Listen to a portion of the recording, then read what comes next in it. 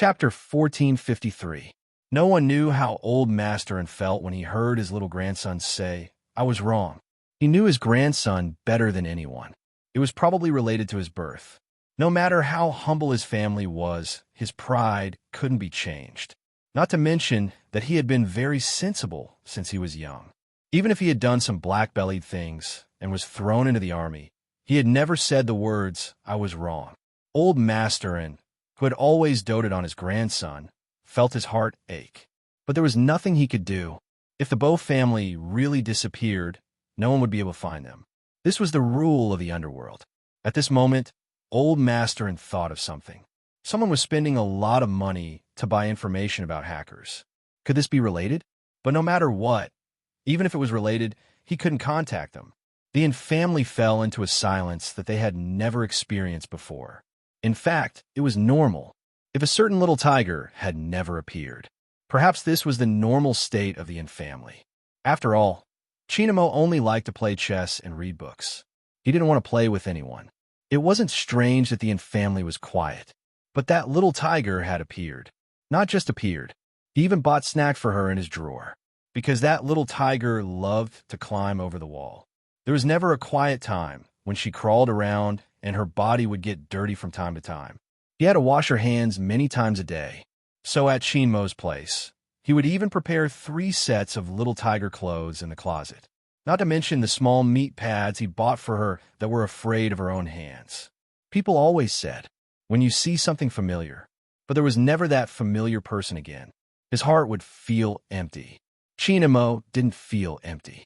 He played the game she played, climbed the wall she climbed, and even did something on the 10th day, breaking the window. It turned out that sometimes what was shown in the movies was real. Only by sleeping in a place where she used to be could he close his eyes and wait for dawn. If a certain little tiger was here, she definitely wouldn't have thought that he would do such a thing. Chinmo glanced out of the window indifferently. His fingers pressed on the pillow that a certain someone often rested on. This state lasted for half a month. Old Masterin knew that it couldn't go on like this. When he brought his grandson abroad, he hoped that he would be more cheerful. Now he was in this state. Grandpa was really worried that something would happen. But there were some things that were difficult to say. Until 20 days later, during lunch, Grandpa brought up the topic. "Mo, your mom and dad have both gone home. Your dad said he wants to bring you along before he goes to the army." Grandpa thought about it too. If you stay in the army, there will be more people accompanying you. Old Masterin only wanted his grandson to have a change of environment. After all, he was still a child. Perhaps he had forgotten something. Not so much. Grandpa was afraid that his grandson wouldn't be able to wait for the little tiger of the Bow family and would fall first. Unexpectedly, that little person put down the knife and fork in his hand, but there was no emotion on his handsome little face. Okay, Grandpa was stunned by that one word. He didn't expect his grandson to agree so quickly. "But grandfather, you have to promise me one thing." Chinamo lowered his voice. "Don't sell this place. If she comes back, she won't be able to find it." Chapter 1454. Okay. Grandpa's voice was hoarse when he said this word. He thought that his grandson had thought it through. Until the little figure stood outside the Bow family's courtyard and looked at the window for the entire afternoon. Grandpa then realized that it didn't seem to be the case. Chinamo held a talisman in his hand and pulled his little panda suitcase with one hand. That abstinent little face was even more indifferent than before. After getting into the car, he said, "Grandpa, I want to go to Wutai Mountain after returning to China." Wutai Mountain? Grandpa glanced sideways. After all, his grandson had never been interested in this aspect. Buddhism? MH. Chinamo replied and looked down at the talisman in his hand. Wutai Mountain. Grandpa had never rejected his grandson's requests, especially at this moment, because when his grandson tilted his head and looked at the scenery outside the window, his head was lowered. 3 days later, Wutai Mountain. There weren't many people who came to worship. Anyone who has studied the Dharma would know. The 1st and 15th day of the first month was the day when the incense was the most popular. But today, the 7th day, the number 7 in China had an ordinary meaning. But on this day, on the long stairs, thousands of steps, A small figure with an indifferent side profile and a thin layer of sweat on his forehead bowed as he walked. A total of 999 bows. Sweat soaked his sweater. His black hair was steaming, but it didn't seem to affect his nobility. Maybe it was because he was really too young. The young novice monk saw it and watched. There was still snow on the mountaintop. The snowflakes would only turn into water when they landed on the head. The young novice monks saw the figure getting closer and closer. Some of them jogged into the temple. "Master, Master, there's someone outside. There's someone outside." The old monk who was knocking on the wooden fish put down the Buddhist book and glanced up at the young novice monk. Impatient. When does the mountain not have people coming? Where did all the Buddhist books you read go? No, go out and take a look. There's a child. The young novice monk was a child himself. How could he say that others were children? The old monk shook his head and walked with the smell of sandalwood. He didn't pay much attention at first. When he saw the figure bowing with each step, he paused for a moment before chanting, "Ba."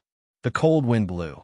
Between the mountain streams, snowflakes fell on the shoulders of the figure, but the little boy's face was even more eye-catching than the mountain full of snow. That scene was very much like Sangyeong Gyatso's poem. He said, "That year I kowtowed and crawled on a mountain path, not to see you but to feel your warmth. In that life, I went around mountains, rivers, and pagodas, not to cultivate my next life but to meet you on the way. In that instant, I ascended to become an immortal, not for longevity, but to ensure your safety and happiness." The old monk was waiting for that noble little figure to walk in front of him. Chin Mo understood etiquette. Even though there was sweat on his forehead, he still bowed and greeted, "Master." 999 steps of worship. No matter when it was, he had to fulfill this wish of his. The old monk looked down, but there was helplessness in his eyes. "Young benefactor, where are you from? What do you want?" Chin Mo pulled out a red string from his neck. There was an amulet tied to the end of the red string. "Someone asked for this for me. Master, can you give me a piece of Buddha's words?" "Do you believe in Buddhism?" the old monk asked. Chin Mo shook his head. "I only believe in myself." The old monk asked again, "Then why did you come to ask for Buddha's words?" Chapter 1455. The old monk was stunned. He chanted Ba again and led Chin Mo into the hall. The scripture was flipped to the 10th volume. The monk's robe fluttered, the ink and the incense. There was only one sentence left on the paper.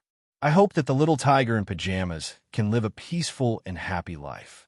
Then, someone carefully protected a talisman and wore it at the position closest to his heart. Regardless of whether it was in the military, studying in a foreign country, or after finishing his studies, he stood at the borders and protected his country. There was someone who always wore a talisman that didn't match his identity. The day they quarreled, the two children didn't know what was going to happen. Even the little tiger thought that she would come and look for Momo after she was done with what she needed to do. Until after the darkness, her father brought her to the tombstone. He caressed her hair and told her, "Joe, the best way to protect the most important person is to make others think that she isn't that important. Otherwise, become stronger. Don't leave any traces. You should know that for a hacker who lives behind a computer, the exposure of traces in private life is fatal. It's the same for you and other hackers. From now on, you'll be the young lord. I told you the rules of being a young lord a long time ago. Protect the people you need to protect. Use the keyboard in your hand to speak up for injustice." Hence, the little tiger had been enduring. She learned more things and created more powerful little games. She didn't just use it for confessions. Instead, she mixed viruses into it. She even learned how to write calligraphy, read bedtime stories, roll up her sleeves, and tie her scarf. She didn't wear the little tiger pajamas anymore. She didn't need to act cute anymore. She didn't need to wag her tail and follow behind anyone. Not everyone could give her a piece of candy when she was naughty. Not everyone would be afraid of her toothache and check the small pockets on her clothes. The smell of being drowned in darkness. Probably, when she slept, she could only hug her little keyboard. Bojo was still sensible. She understood the current situation. She endured for 101 days. 3 months. She couldn't bear it anymore. For the first time, she took a car alone and ran to the Inn family. Even though she knew that she wouldn't find anything, she still ran to the window. There was no one.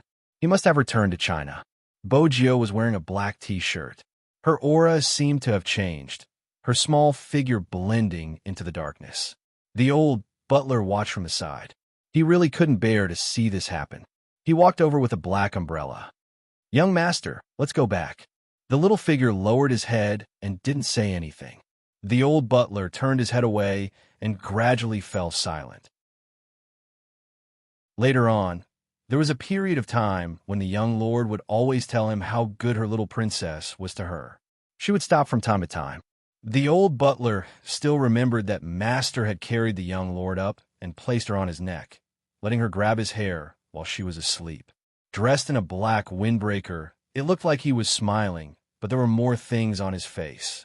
"Alan, there are some things that are more painful to remember clearly. Gio is still too young." It was a casual remark. However, the old butler understood what his master meant.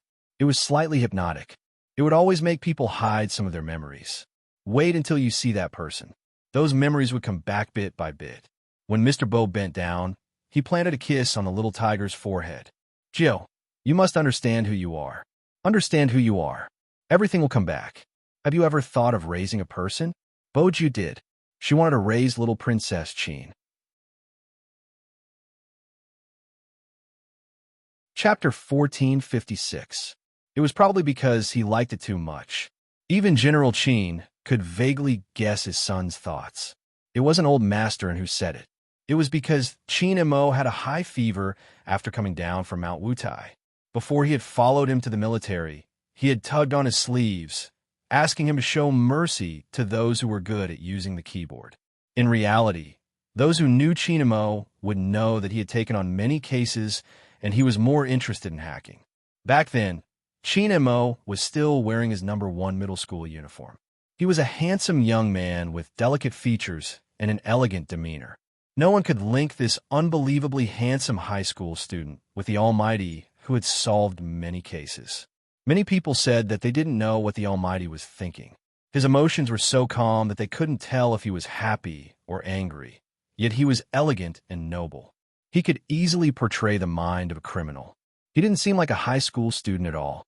He was cold like an iceberg that wouldn't melt in 1,000 years. No one had ever seen him smile, but they had seen him feeding stray cats by the roadside. They also knew that he had a house cat called Princess. No one could figure it out. Why would a male cat be called Princess? Without a doubt, Chin Mo was a genius. He was often praised in this way as well.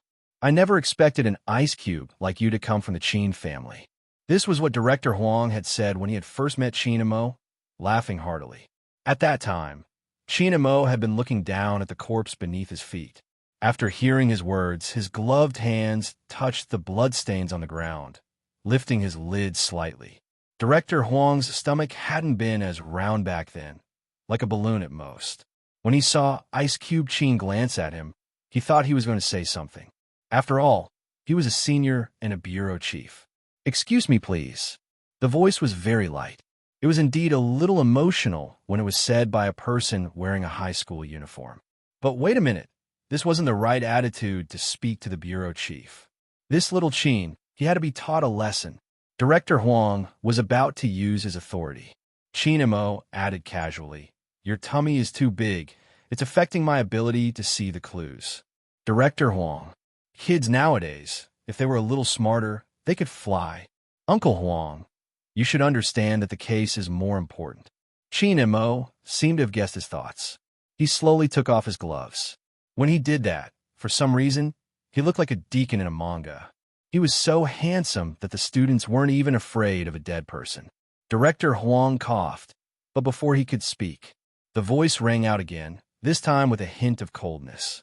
"It's not a suicide, it's a homicide. The traces of blood don't look right. If it was a suicide, it wouldn't be left here. Also, the killer took another person with him." Director Huang knew it wasn't suicide. After all, he was experienced and could tell. But what did the criminal mean by taking another person away? "Phone." Chin Mo glanced sideways, his gaze landing on the bushes at the side.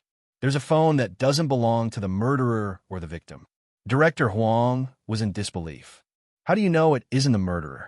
Uncle Huang, this is a serial killer. How stupid would the murderer be to leave his phone at the scene? Qin Mo asked casually. Director Huang choked from the poison. This Ice Cube Jr. wasn't cute at all. Since you're so good at solving cases, I'll put up with you. Chapter 1457. Right at this moment, Director Huang watched as Qin Mo took another step forward, suddenly saying, "The culprit is at the scene." At the scene? Director Huang's first reaction was to deny it. How is that possible? Nothing is impossible. Only by appearing here would he be able to clear his suspicion. Under what circumstances would he be able to kidnap a person after killing one? It's obvious that an acquaintance committed the crime.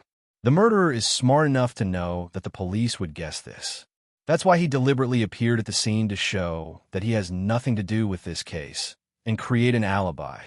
After all, if the murderer is here, no one would suspect that he kidnapped the person. Qin Mo glanced over, his eyes filled with indifference. Nothing is impossible. Only by appearing here would he be able to wash away suspicion. His voice wasn't loud or soft. When it came slowly, Director Huang's expression changed. Director Huang's expression changed instantly as he turned to speak into the earpiece. Seal off the area. Make all the students stay here. Roger. Even though he wasn't sure why Director Huang had given such an order, the crime squad had always been on the move. But there were too many people around. Which one was the culprit? Just as Director Huang was thinking about it, the person in the high school uniform walked towards the crowd, giving him a hand signal. It was obvious he was telling him not to come over. He was obviously younger than the group of university students, but because of his elegance, his aura was much higher. The onlookers didn't know that the person who solved the case was a high school student. Hence, when Qin Mo walked towards them, some of the female university students blushed, whispering amongst themselves. They had never seen such a boy before. Qin Mo's gaze locked onto one person, looking at his gloomy gaze. He pressed the Bluetooth earpiece beside him. I found the culprit. Director Huang sprinted over the moment he received the news. His first reaction was to look for a well-built male student. But after searching for half a day, there were only females, no males. Where is the culprit? Director Huang lowered his voice. Qin Mo glanced up when he saw that the person was about to leave. In front of me. Director Huang stilled, unable to believe it. After all, the other party wasn't just a girl. She was dressed rather adorably and wasn't tall. How could such a person be the culprit? After all, this was a serial murder case. You're not going to attack? Qin Mo arched a brow. He turned and kicked the branch with his long leg. I'm going to attack. The girl, who wanted to pretend that nothing had happened and walk away, only felt a whooshing sound. Her back was hit hard by something. Then, she was pressed to the ground by the police. She seemed to have realized something. After a pause, she shouted loudly, "What are you doing? What's so great about the police? Why do they have to arrest me?" Shut up. The crime squad didn't want to spread the news. The girl became even more restless. I'm going to sue you. Before I sue you, you'll be sentenced to death. An indifferent voice came along with the long legs. It was the high school student. The girl paused again. From the start, the way you looked at the scene was different from others. When I walked over, you didn't even look at me. A normal girl wouldn't be in the mood to look at the scene after seeing me. Director Huang, was this a honey trap? Chapter 1458. After listening to Qin Mo, the girl's face turned pale, but she still scoffed. What evidence do you have to prove that I'm a murderer? That's hilarious. I've been here the whole time. Isn't the evidence in your hands? Qin Mo lowered his lids, his gaze faint. The technology is very advanced. It can detect the blood stains on your hands, even if it's just a tiny bit. The girl started to struggle violently. She seemed to be indignant. She had done it so discreetly, no one should know. Director Huang was an experienced policeman, and with one look at her expression, he could tell that she was up to no good. He got the plain clothes to bring her away. He turned to ask Qin Mo, still curious. How did you know she was a girl? To be able to use a scheme to kill, it means that the murderer can easily lower one's guard. Obviously, a girl is more likely to be the murderer. Chinimo replied nonchalantly, glancing over to take the coffee he had gotten someone to prepare, behaving like a young master. Director Huang felt stifled. I understand, there are so many freshmen in the police academy. Why don't you start a topic for them? Uncle Huang. Chinimo took a sip of the coffee. I'm expensive, unless you have a case I'm interested in. Director Huang laughed. Of course I do. Listen up, help me mentor new students for half a month, and I'll assign you the international case I want you to do. Otherwise, I'll get someone else to do it. Chinmo's gaze wavered. 3 days. You're using 3 days instead of half a month. Director Huang was on the verge of cursing. Chinmo lifted his eyelids, still holding onto the coffee. One day, Director Huang gritted his teeth. 3 days it is. Chinmo threw the empty coffee cup into the bin, his voice calm. It's a pleasure working with you, but Uncle Huang, I will report you to the station for abusing your power and threatening your subordinates. Director Huang. He really wanted to hit him. He was famous at a young age. It was undoubtedly an eyesore. Even when he was explaining the case, many people weren't convinced. After all, he was just a high school student. But as he analyzed the case, his godlike predictions and psychological tests were written. It made people understand a principle. Geniuses had the right to be arrogant. 3 days. Chinmo analyzed the case for 3 days. On the 4th day, he was already on a plane to Fifth Avenue in his high school uniform. It couldn't be helped. After all, there was still more than 20 days before the college entrance examination. In some ways, he was still a student. But even so, his appearance still attracted the attention of many people, and the air stewardesses walked up to him more than once. After all, there were not many people who wore school uniforms and sat in first class. The reason why he was in such a hurry was because of the files he had seen at Director Huang's place. The people at Fifth Avenue seemed to have investigated his information and knew about the cases he had handled in the country. They also knew which university he had graduated from and what kind of cases he was interested in. Therefore, the files were very accurate. International criminal. Z. Gender. Unknown. Blood. Unknown. Age. Unknown. Nationality. Unknown. The only thing that was written was the enemy's area of expertise, using the internet to launch large-scale attacks, but never leaving a trace. There was also a comment attached below.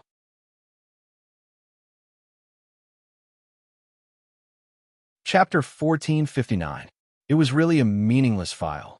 Other than a code name, there was nothing else. However, Chinmo was very interested in it. No, or rather, other than interest, there was something else that no one could see. Once again, he came overseas. Chinmo's expression didn't seem to change much. His gaze was very faint. Only when he hooked the amulet on his neck did there be a slight change. It seemed to have deepened and also seemed to have become deeper. It was a gaze that would appear when he missed someone. This place was very close to Los Angeles. It was very close to the place where he used to live. When Chinmo got off the plane, a golden-haired man with thick eyebrows waved his arms. Hey, here. Chinmo glanced sideways. He stuffed one hand into his pocket and looked in that direction. The golden-haired man extended his hand and greeted in a very American way. I am Wiss. You're Chin, right? If your people didn't say that you were still a student, I really wouldn't have imagined it. Oh my God, you are really amazing. I have seen the cases that you handled. Every single one of them is very shocking. What exactly is hidden in your brain? Sorry, that's not what I meant. I mean, how did you reconstruct the criminal's crime process so perfectly? This is too inhuman. Do you know I only see people like you in the movies? You wrote Z's evaluation. He must be a magician because only a magician can come and go without a trace. Chinmo interrupted him and recited a sentence from the file, word for word. When the golden-haired man heard this, his eyes widened. How did you know I wrote it? Chinmo didn't say anything. After all, this kind of guess was too easy. Instead, he changed his tone. In your eyes, is he also someone who only appears in the movies? Yes. The golden-haired man's face was serious. His nose bridge was still high. Cheen, ever since Z came out, he publicly placed the criminal at our doorstep. At the start, it was still fine. After all, there were people helping to solve the case. However, after a long time, it will affect our reputation. Moreover, when he did these things, he was in the gray area.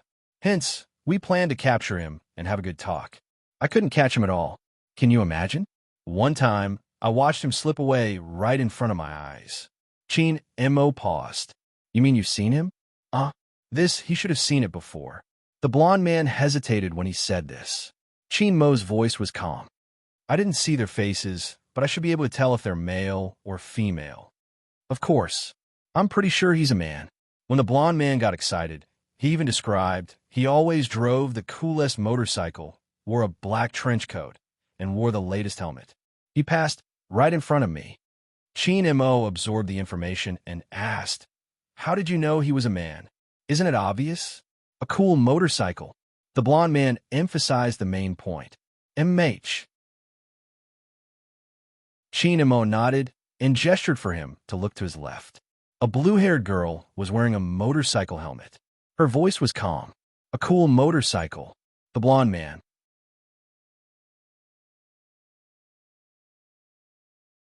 Chapter 1460. Just as the golden-haired man was clenching his fists and lowering his head in frustration, the monotonous voice rang in his ears again. What other information do you have? Since you've interacted with him many times, you should be able to gather some information.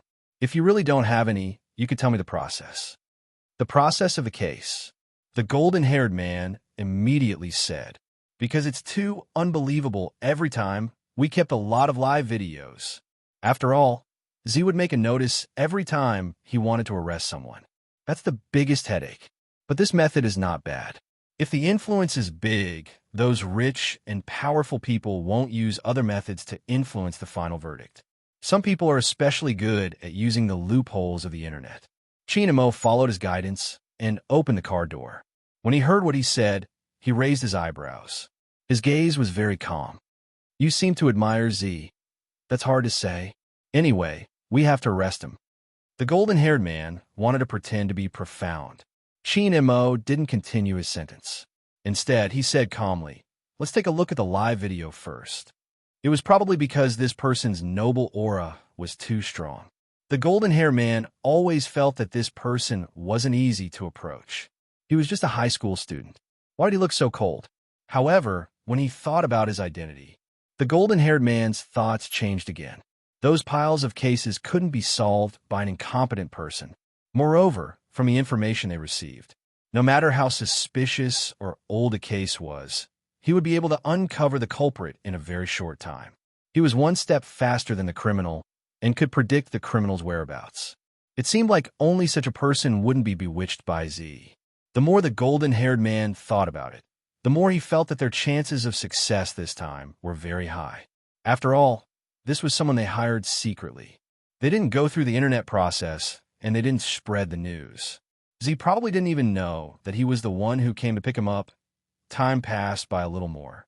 It was almost dusk. The sky on Fifth Avenue was always so blue.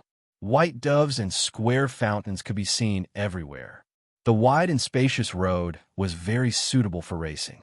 Hence, many of the blockbusters that we saw in the cinemas were filmed here. However, people who weren't locals wouldn't know. There was also a culture here called the street culture. There was also a zone here called the gray zone. There were a lot of gangsters gathered there. There were people from all walks of life. Dusk approached and night fell. When the lights were first turned on, the telephone booths by the roadside looked very ordinary.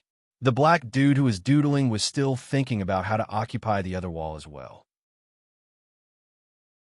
The original phone booth suddenly moved to the left and right as if someone had pressed an unknown button. There was a crashing sound. One of the doors rolled up. Then, a black Lamborghini sports car with bat-shaped wings rushed out from the inside, like the world's most elegant lion, indicating this point. It was about to move. When the car came out, the black buddies all froze and immediately jumped to the side. One must know that the owner of the car was not someone to be trifled with. However, the owner of the carriage had always been mischievous. The more afraid others were, the more they were. The more he deserved her greeting. Chapter 1461. Along with that voice, the car window rolled down automatically. The black people couldn't leave, even if they wanted to. After all, the only way out was blocked by the other party. They could only turn their heads and look towards the Lamborghini. The dark black car window rolled down. A youngster with black hair died with a few strands of silver stretched out her arm. There was a black ring on her slender fingers. Her lips were half curved, and she looked very handsome and evil. The most eye-catching thing was the tear mole at the corner of her eye. Everyone else's were black, but hers was black with a tinge of red. For no reason, there was a hint of Buddha's beauty. This was Bo Jio's real, 18 years old.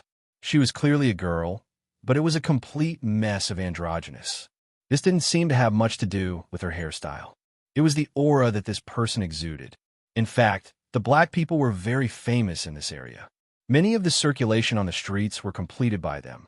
In this old city, all the people you could imagine gathered here.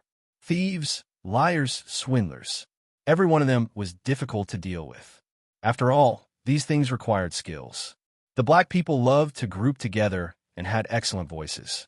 This was related to their bloodline. Don't think that all of them were good or bad. This was related to history. Musical talent and fighting talent were on par. The first three people living here, thieves, liars, and swindlers, would usually take a detour when they saw a black person. But the person who made the black people take a detour was the person in front of her. The weather is really good. Bo Jio raised her head casually and looked at the night sky that had already darkened. If anyone saw this scene, they would definitely think that it was a classic. Fifth Avenue. Night had just fallen. The elegant youngster lifted his thin lips slightly. It was as if he could see the wind moving. This was Z's, 18 years old. She did things her own way, unrestrained and extremely mysterious. It was probably because there was no one to control her or spoil her anymore. Hence, even her eyes didn't have the light from when she was young. Instead, they were dark and heavy. Even though she was smiling, it was easy to think of the devil in the comics. The black people couldn't leave. They were all blocked by her in the corner. Although it was a friendly gesture, how could she tell that the weather was good when the sky was dark? However, this was a daily occurrence. The black people knew that to deal with someone, they had to maintain a straight face. As expected, Bo Jio wasn't interested anymore. She turned the steering wheel beautifully and headed towards the bustling streets. Only then did the African Americans let out a sigh of relief. Seriously, ever since this guy moved in, they couldn't act like big shots anymore. The route has been modified. Master, where are we going today? Ripples appeared in the system one after another. It was the intelligent little black. However, at this time, it was influenced by its master. His voice was still deep and evil, and it didn't sound like a decent person. Bo Jio twirled her hair with one hand. It's still early. The nightlife has just started. I'm just taking a stroll. Okay. The smart little black automatically turned on the music and sped up. Soon, it left the car in front of it behind. Bo Jio glanced over, a faint smile on her face. Bring me the information of today's prey. Yes, my handsome master. Swoosh. The 3D screen changed from a road map to a picture.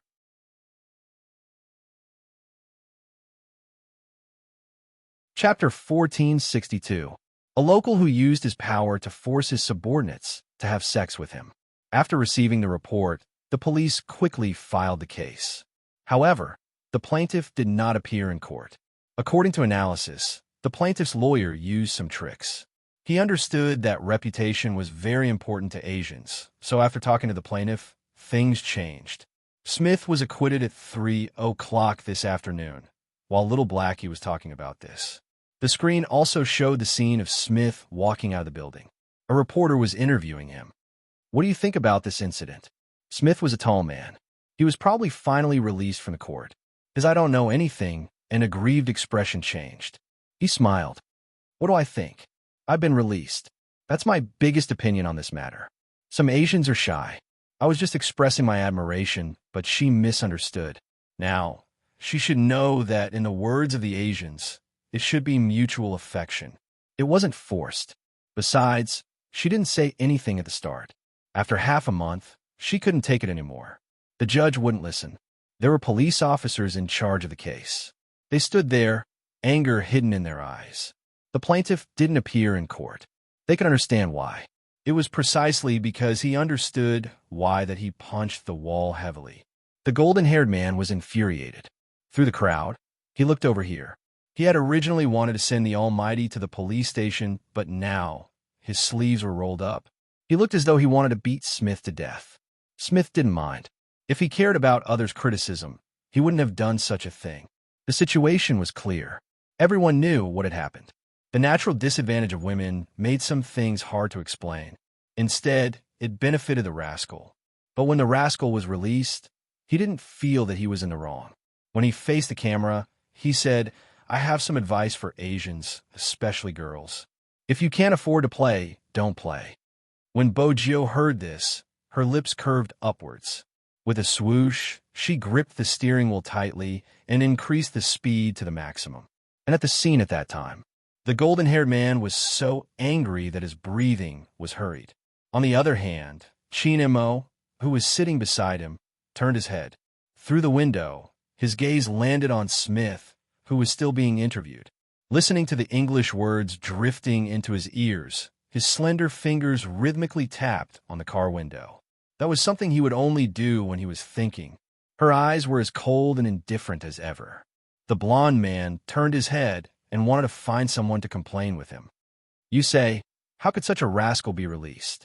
The plaintiff withdraws the lawsuit. The evidence is insufficient.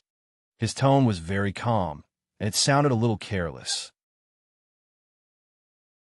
The blond man really felt that this detective was a little too cold. I say, Chin, oh no. I mean, Almighty, don't you have any reaction after hearing such an infuriating thing? Chin Mo glanced over. What do you mean? Emotions? What about your emotions? After the golden-haired man finished speaking, he asked again, are all your experts like this?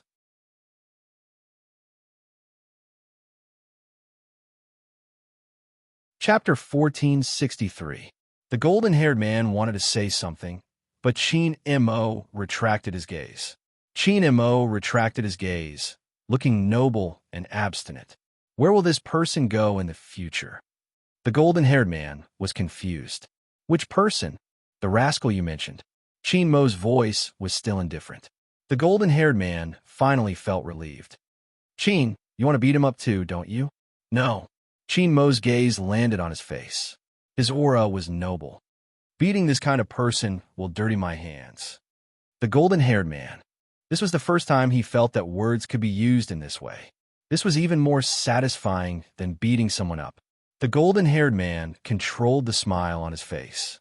Then he asked curiously, Chin, why are you asking him where he's going if you don't want to beat him up? Because.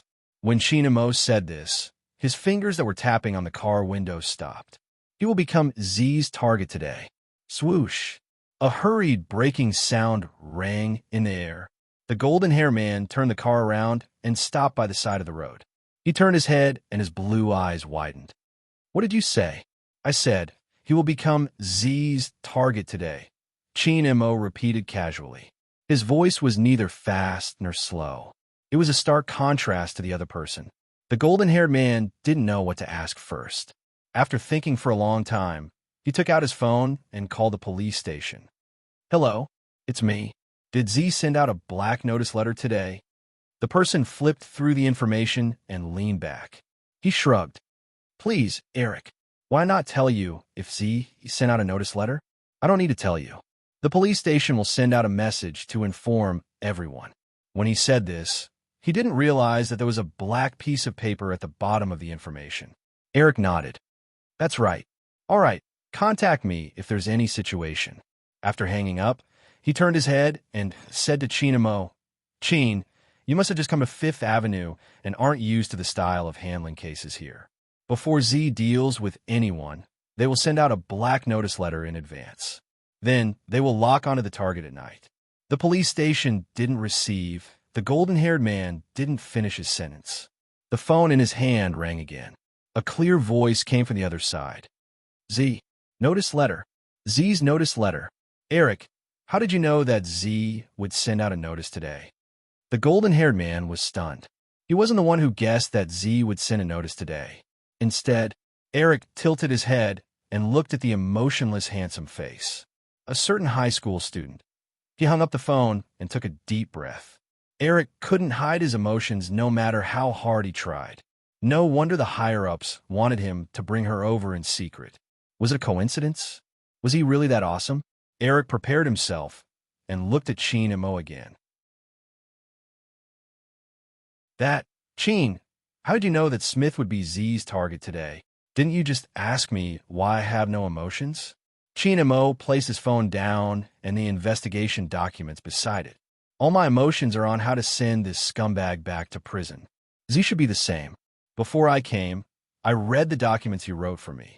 Even though it was useless, it wasn't hard to see Z's style.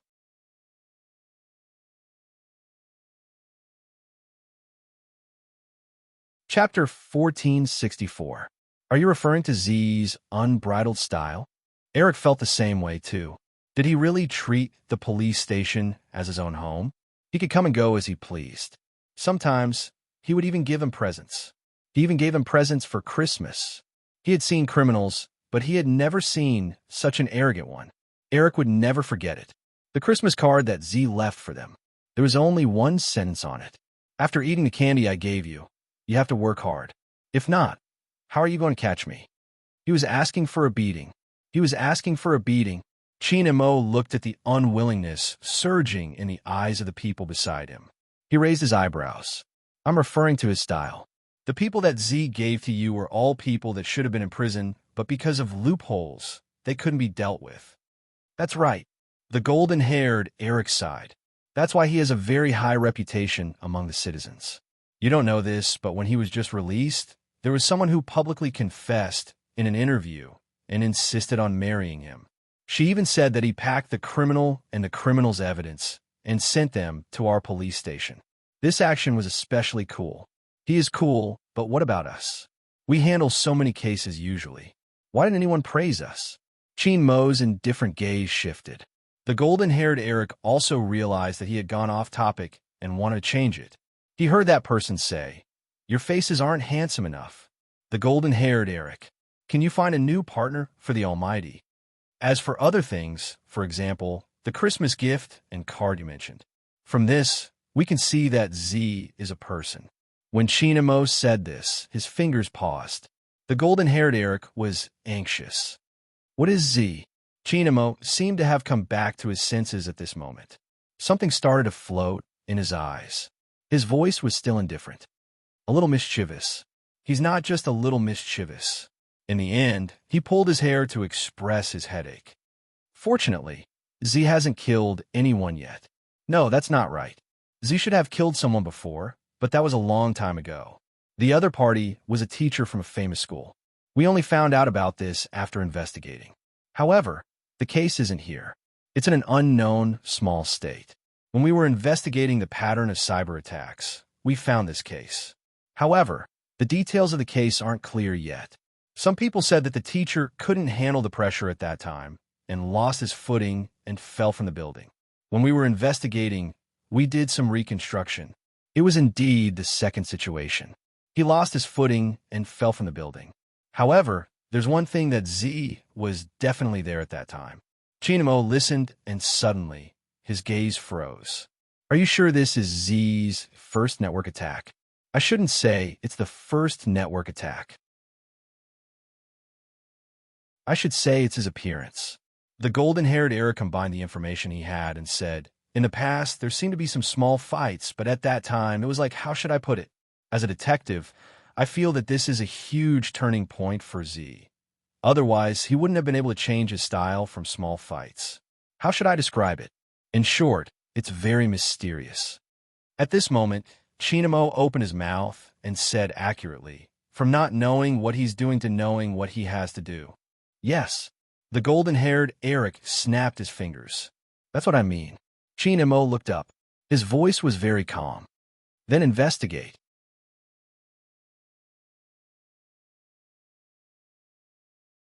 Chapter 1465. Chin Mo's eyes were originally light, but at this moment, they darkened. Investigate what that famous teacher has done in the past. When a person has a major change, they will start from the people around them. Find out the relationship between the famous teacher and you'll be able to find Z. Eric was speechless for a while before saying, "What kind of investigation method is this?" "Psychology," Chinamo said slowly. "When a person does something, they can't leave the environment. The murderer's mentality will be reflected at the crime scene. Z's mentality will also be reflected at the scene when she takes action." Eric truly felt that the high school student they invited was a little amazing. But it's too late to go now. Call them and ask them to help with the investigation. When Shin-Mo said this, his gaze landed on the street again. "Also, give me a 3D map of Fifth Avenue." Eric exclaimed. "Why do you want to look at the map?" "To find someone." Shin-Mo only gave him these 2 words and didn't say anything else. Eric was very busy. He had to contact this person and apply for something else. In the end, he had to drive his car and follow that rascal. After all, Z would kidnap people every time. If this high school student's deduction was correct, then Z would definitely appear near Smith. He had to admit that Eric was much smarter this time. Who said that Z wouldn't appear? Smith was a person. He was born lustful and liked to pick up girls. There was a place where he was locked up for a week. He would definitely go there. Buddin Street, a famous nightclub on Fifth Avenue. Smith had always been fond of Asians. Here, it was easy to see Asian faces in the drunken lantern riddles. There were many young people. It was impossible for him not to go. Even if he wanted to wash away his bad luck, he would go for a drink and have a good time. Moreover, it was a festival today. It could be said that before night fell, the curtains to the celebration had already begun. Beside the nightclub was an opera house. It was said that Shakespeare's Romeo and Juliet would be performed today. However, the nightclub was in the style of a masquerade party. Hence, everyone was dressed in a different style. It was at a stand on the far right of the nightclub. A black-haired youngster wearing a jacket was shaking a cup with his fingers. His fingertips seemed to be emitting light, not to mention the black light that was shining from his left ear. Sitting next to the youth was a red-haired female student. Her face was filled with surprise. The young man smiled and said in English, "Guess how many?" "I can't guess." It was just that anyone could guess it. Every time the young man rolled the dice, they were all consistent. Either all 6 dice were zeros or all 1. "Looks like it's a little difficult for you." Bo Gio stood up, her clothes fluttering with her movements, revealing a small part of her waist. A black mark flashed across her waist, but no one would notice it in such an occasion. It was a very, very small letter, with the mark of a rose, as if it had bloomed on her snow-white skin. Z. The name was enough to cause panic. But now, it was hidden in the darkness of the night. The youngster casually took a guitar beside her. There were 2 or 3 black rings on her fingers, which often made people subconsciously obscure her gender. He was the only person who was so cool that the entire audience screamed. Everyone said that this resident singer was different from the rest.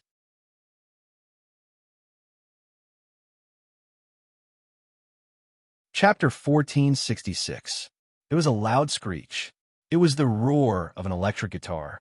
The youngster jumped onto the stage, smiling. Even though she was wearing a black feather mask, the tear mole at the corner of her eye was extremely domineering. The moment Bo Gio placed her fingers on the guitar, the venue was heated up. But other than this, it was the American police who were patrolling at the entrance. They weren't sure if it was a routine inspection or something else. Bo Gio, who was standing on the stage, saw it, but she wasn't affected at all. Her black leather jacket and the way she held the microphone looked very handsome. The song swept over. She was singing in Chinese. The bell sounded the signal to return home. In his life, there seemed to be a hint of sadness. The meaning of his black skin was a lifetime of dedication. In the struggle of his skin color, time turned possession into loss. His tired eyes were filled with hope, the rock version of Glorious Years. Music had no boundaries. As long as the atmosphere was stirred up, the people below the stage would naturally wave their hands along. This greatly hindered the police's actions, but they had no choice. After all, they didn't have any evidence. The only thing they could confirm was that Smith had arrived 15 minutes ago. He had even hit on someone and was swaying in the crowd. according to the highest order of the police station. Z would appear here, but there were so many people. Where would Z be? Every police officer who was on duty had a solemn expression. After all, they really wanted to catch that person. Now that they finally had a chance, how could they let it go? However, with such thoughts in their minds, no one looked at the youngster in the dark, holding the microphone. The pair of black eyes were still flashing with light, like a cat playing with a mouse. This was the start of the game. Eric came in at this moment. Behind him was Qin Mo. Qin Mo was still wearing the school uniform he had worn in China. When the people in the nightclub saw him, a hint of surprise flashed across their eyes. But when they remembered that they were in a masquerade dance venue, they more or less accepted it. After all, even though this Asian man was wearing sportswear, his noble aura made the surroundings cold. As for why the foreigners thought that almighty Qin was wearing sportswear, they could imagine the school uniforms in China. Eric felt that Qin Mo's style wasn't suitable for such a chaotic place. He would definitely have a headache soon. Should he tell the Almighty that there was a difference between the Fifth Avenue and China when it came to playing around? Isn't the music too loud? Eric roared out. Qin Mo had one hand in his pocket. His side profile was calm, so handsome that many people started to turn their heads. However, it was as if he had walked into a classroom. Where's Smith? This was what Qin Mo had instructed Eric in advance. Tell him to keep an eye on Smith. After all, it was a masquerade party. It would be difficult to find Harding when he put on other clothes. Z might take advantage of the chaos to get him away. He didn't really care about Smith. He wanted to know, Z, who is it? That's right, this was the reason why Qin Mo decided to come to Fifth Avenue after reading the information. The army also sent him a message, asking him to return in a few days. Before the past, he just wouldn't give up until he came to Fifth Avenue. After all, the other party was a hacker, right?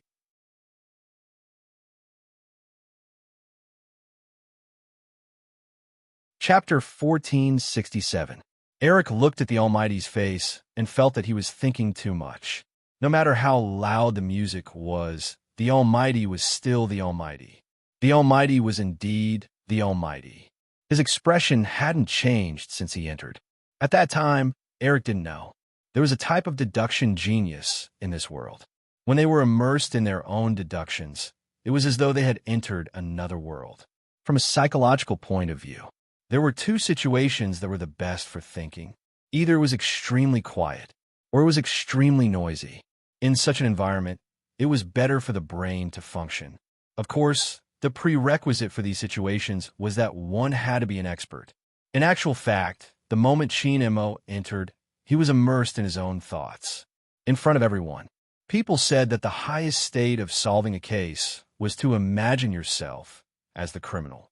If he was Z, what would he do? There was no doubt that the atmosphere here was good.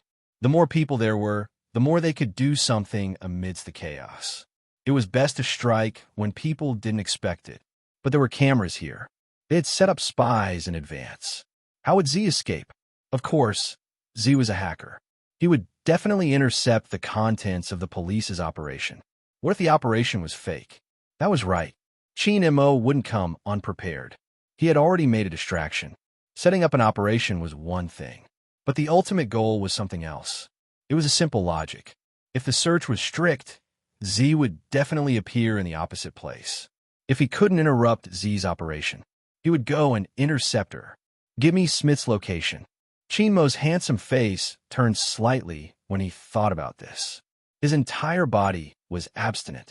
Eric looked through the crowd and pointed at the Caucasian whose face was flushed red. This kind of scum should be beaten up. Qin Mo replied faintly. Then he closed his eyes and automatically eliminated all the sound around him. He was prepared to enter the reasoning space again. But when he did that, he realized that when the music, noises, and whistles disappeared, there was only one sound that couldn't be eliminated. A song. Qin Mo opened his eyes. There was light in his eyes. Suddenly, he looked towards the highest stage and frowned. A Chinese song. It's nice, isn't it? This singer is really not bad. He's the first person who dared to sing a Chinese song here, Eric said and automatically hummed a few lines. Qin Mo's voice was low. The glorious years are affecting my thoughts. Affect my thoughts. Eric didn't really understand the world of experts. Qin Mo's gaze dimmed. Chinese is my mother tongue, and I often listen to this song. The more familiar something was, the harder it was to eliminate it. Ari still didn't understand. Qin and Mo had to find another way. Can I go to the backstage of the nightclub? Yes. Eric showed the things. I specially applied for a search warrant. Qin and Mo took another look at the person on stage. Because of the mask, he couldn't see her face clearly. The only thing that left a deep impression on him was the pair of eyes that were as dark as the night, as well as the glowing mole under her eyes. The more unique something was, the easier it would leave a deep impression. This had a huge impact on Qin and Mo. He had to get rid of some things before he could conduct a detailed analysis. But there was a disturbance.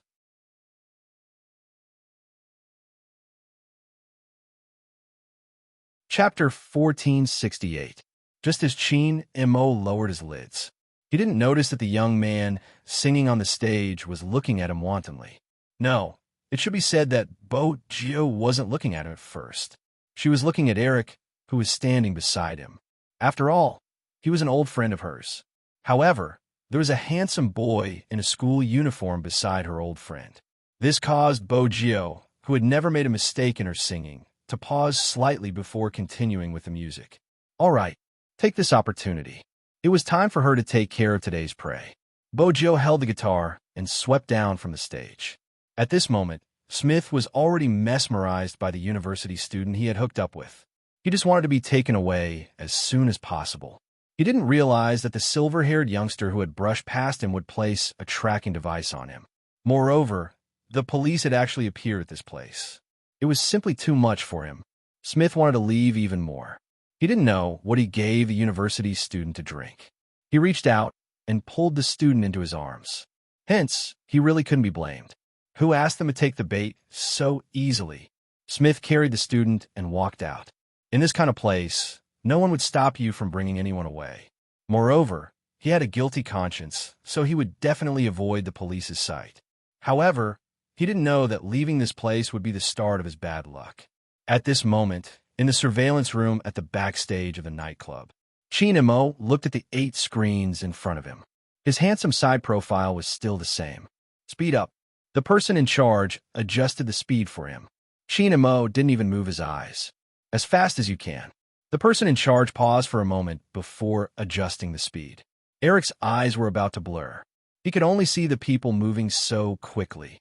Anyone's eyes would be able to take it. After watching for less than a second, he couldn't help but rub his eyes. But Qin and Mo didn't seem to have any changes. It was as though he could clearly filter and eliminate the images in his mind before confirming them. But this time, nothing. How could it be nothing? Something must have been left behind. Qin and Mo reopened his eyes. The so-called deduction was to grasp the important clues. And the more successful the criminal, the more likely he was to be a magician. When you were too focused on something, you would often neglect the most important details. In that case, the opponent's magic trick would be a success. And the people watching the magic show would never understand what had happened in the end. Z didn't need to disguise herself at all. Not a cleaner. He wasn't here for clients either. She didn't even pretend to be a university student trying to trick Smith. Who could Z be? Perhaps he should think in a different direction. For example, the best view. Qin Mo's eyes deepened. Rewind to 30 seconds ago and lock on. Ari had no idea what was going on. One of the scenes paused. It was the young man with the guitar standing on the stage. The young man had a black feather mask on his face. He was wearing a leather jacket and looked extremely handsome. He was playing the guitar well. Eric didn't understand. Why did the Almighty ask them to stop at this image? Another 50 seconds. Qin and Mo ignored Eric's gaze. His voice as calm as ever. Eric opened his mouth and was about to speak when he was stunned by the scene displayed on the screen.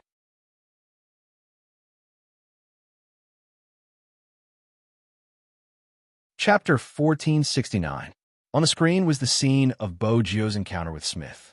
Ari had never connected the two of them together before. Was it just a bump? After all, the others had bumped into Smith as well. But the Almighty obviously didn't think so.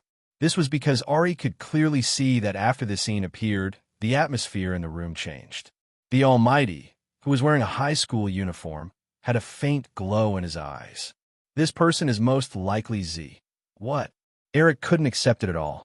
His favorite resident singer was Z, who walked them around every day. That person didn't look like a hacker at all. Shouldn't a hacker be wearing a black hat and holding a laptop? Chin, could you have made a mistake? I think. Chin Mo tilted his head, his voice cold. Where's the best angle of you? On the stage. After all, Eric was a policeman. Although his brain wasn't that fast, he was still a policeman. Chin Mo's voice was flat. That's right, on the stage.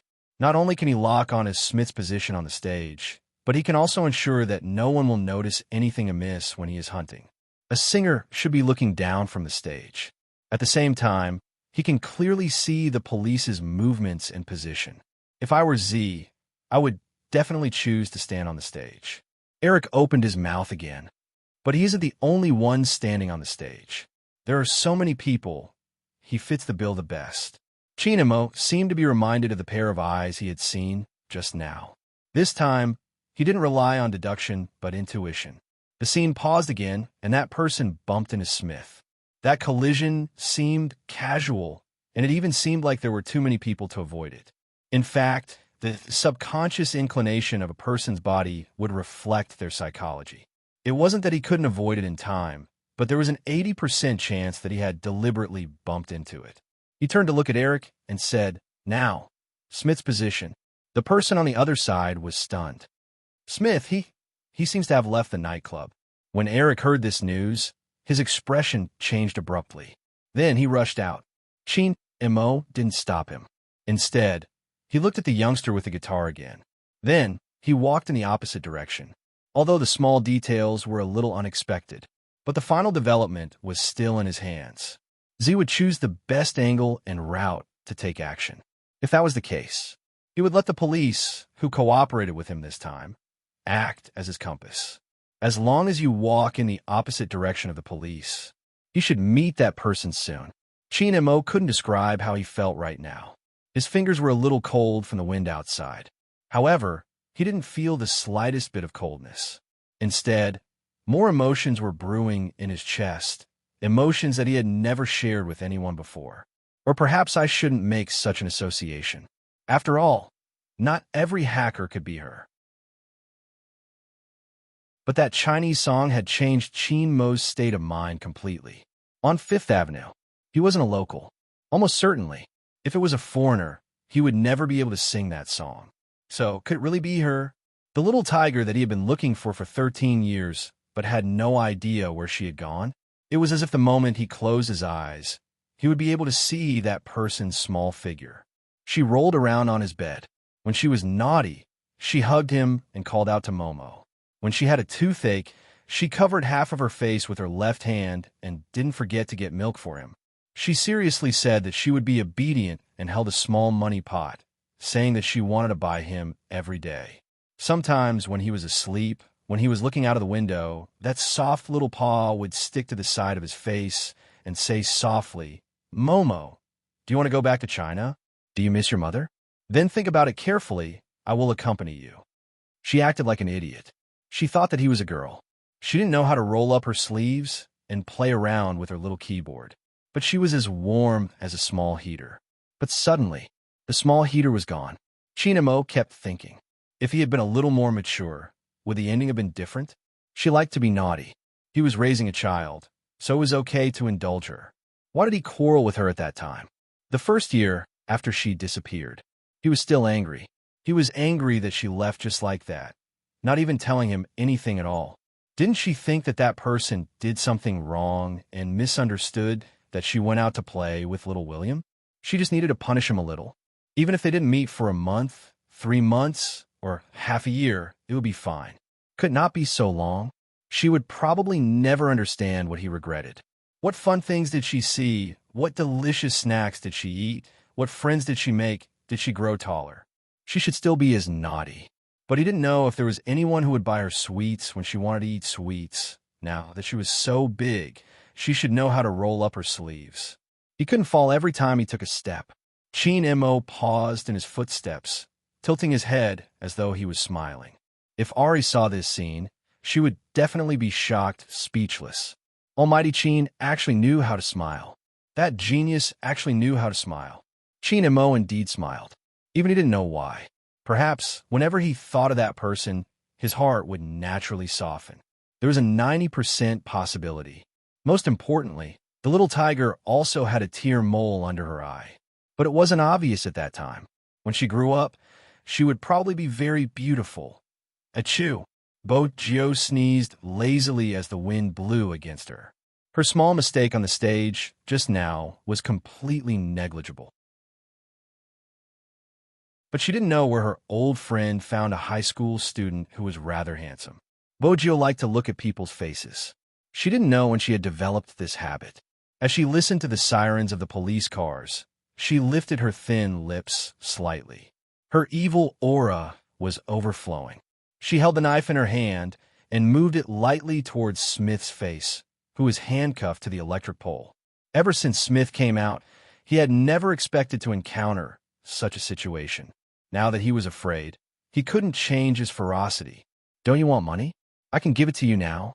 Let me go, or you won't get anything in the end. She lowered her body. Do you think I'm a hooligan on the streets? Who told you that I want money? A scumbag like you should stay in prison and not go anywhere. I'll give you a chance now. Do you want to die, or tie yourself up and be thrown at the entrance of the police station?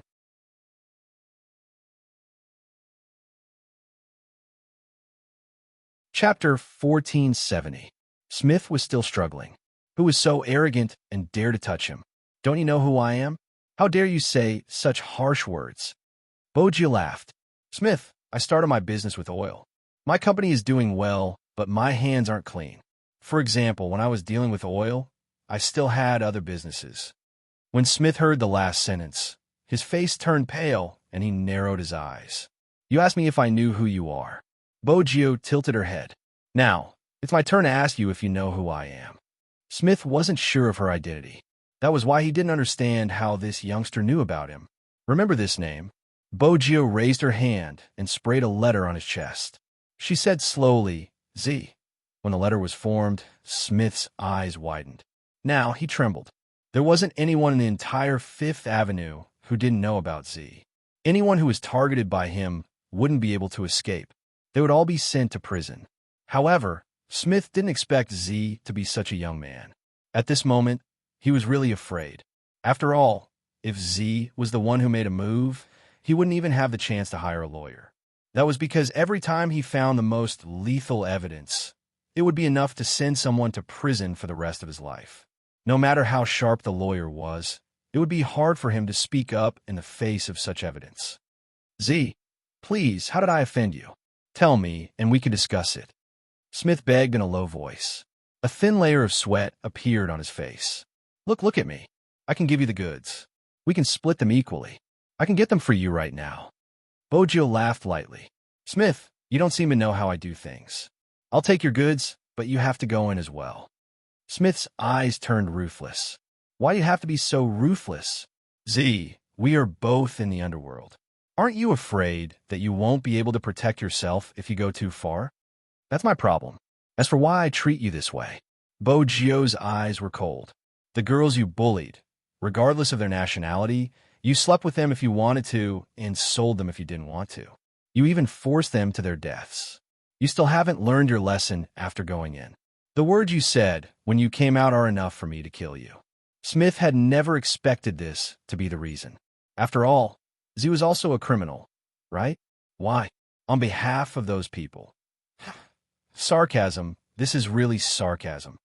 Smith sneered and tried to buy some time for himself to distract the other party. Z, don't you think you're very hypocritical? You're obviously doing bad things, and your money doesn't come from a clean source. Why are you still standing up for others? Do you really think those people will treat you as a hero? If that's the case, there wouldn't be so many people who want to catch you in the citizen survey. Your existence makes them feel terrified. No matter what, you're still black. Don't tell me you don't understand this. At this moment, Bogio stood up.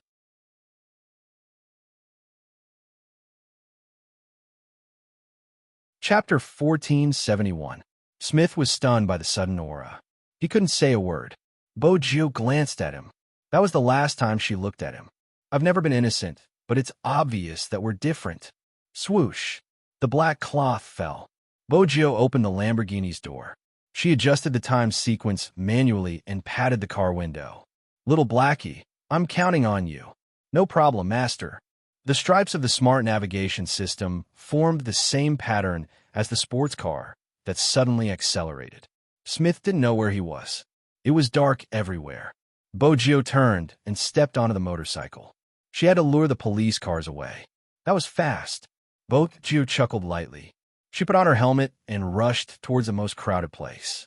The battle axe automatically hid in the darkness. As for herself, when she came out, she had already blended into the crowd on the road. The opera performance had already started. A huge pumpkin car appeared in the middle of the road. There was also a white horse wearing a helmet and a magician with a white pigeon on his hand. The festive atmosphere was very strong. It seemed to be welcoming an invisible celebration. Bojo had already shaken off the police. She still had a ticket in her hand. She looked just like an ordinary audience waiting to enter the venue. At such a time, shouldn't she let herself enjoy a perfect opera? However, just as she was about to walk forward, suddenly, the surroundings changed. More police cars rushed out. That wasn't all. Even her back was blocked. This had never happened before. When Bojo looked up, she could only see a slender figure not far from her. He was still wearing his school uniform. Because of the strong light, she couldn't see his face clearly. Her natural instinct told her that there was some danger. She didn't continue walking forward. She had been careless. She hadn't thought about the high school student beside her old friend Eric. Now, it seemed like he wasn't simple. She wanted to take the opportunity to break through from the right. Hence, her footsteps became casual. At the same time, she turned on the communication device on her left ear. The black earring glowed faintly. It was connected to the signal transmission point that she had long prepared, a guitar in a coffee shop. But now it could no longer be considered a guitar. It was an invisible notebook. After opening it, it was impossible to tell what it used to look like. Sitting beside, it was a young man wearing a pure white sweater. That's right, it was a teenager. The 19-year-old Hoshino, even when he smiled, carried the aura of a jade, tree, and orchid. He was holding a cup of coffee in his hand. When he saw the screen light up, he pressed his Bluetooth headset. 9 o'clock. There's a person in a school uniform. Bojo glanced over, the surrounding terrain flashing past her mind. Help me stop him. Hoshino's eyes flashed. Understood. He strolled in the direction of the main road. There was a timer hidden in the sleeve of the sweater. When Bojo moved, she placed something on the clown's body. She looked up and saw the person in the school uniform walking over slowly. If they were smart enough to intercept her, they would definitely find her in the crowd. Therefore, she was not surprised that the figure was walking towards her.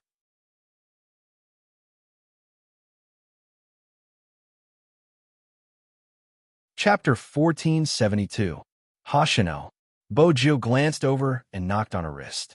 At that moment, Hoshino pressed the timer on his hand and shouted, "Bomb!" Then, he moved to the side and hid in the crowd. His sentence was a bomb. Everyone stopped in their tracks. They even panicked. Eric immediately raised his hand. Quiet. Everyone be quiet. No one could calm down. How could anyone calm down at this moment? The scene became chaotic. If it wasn't for a certain high school student who had grabbed the clown with his left hand when he was passing by, no one would have been able to react. Perhaps they didn't know where the bomb was. When Eric saw this scene, he was so nervous that he was about to break out in sweat. This was the opera house. If something happened here, the casualties would not be small. What should he do? What should he do? Just as Eric was about to get the bomb disposal expert to get close to the clown, suddenly, there was a loud clang. Chin and Mo had used a metal rod to knock on the pumpkin car. Just for a moment. His voice was so loud that everyone fell silent for a moment. Everyone looked in his direction. Chin Mo's gaze was as calm as usual. Even his body was the same. It was as though he could feel the cool breeze just by standing there. The bomb is fake. Z is using it to divert everyone's attention. Eric paused. He believed Chin Mo's words. There was no reason not to believe him. After all, ever since the Almighty appeared, he seemed to be able to predict Z's actions. It was as though he knew Z from the start and understood her very well. But in this situation, he couldn't just rely on deduction. What if the bomb was real? The countdown has started. More sweat formed on Eric's forehead. Chin Mo placed the thing in his hand. Believe me, it isn't a bomb. All right, brother. If it isn't a bomb, why don't you hold it yourself? Eric almost shouted this sentence. Chin Mo's eyes moved slightly. I have to find her. Her. Because of the grammar, Eric quickly guessed that the person he was looking for was a female. Oh no. Chin, what kind of situation is this? Are you still thinking about finding a beauty? Chin Mo pressed his finger. Look after this fake bomb. Wait a minute. What if it really does? Eric couldn't control himself. This is a countdown. Chin Mo's voice was calm. How can I fool you without counting down? If it's that person, she's best at being mischievous. However, I believe that regardless of whether Z is her, according to Z's style of doing things, she wouldn't implicate innocent people. Hence, this bomb must be fake. What's more, there's a 90% chance that it was a certain little tiger that he raised. That was because no matter how black the little tiger was, it would not eat people. Hey, Chin. Eric didn't think that the man would really leave the bomb in his hand. His whole body was shaking. The young man wearing the black feather mask in the crowd cursed softly after hearing the other party's words. He quickened his pace again and even canceled his usual program to watch the drama. The black trench coat he was wearing seemed to be able to bring out the wind. Everything that had happened today had started from the moment she saw that good-looking high school student.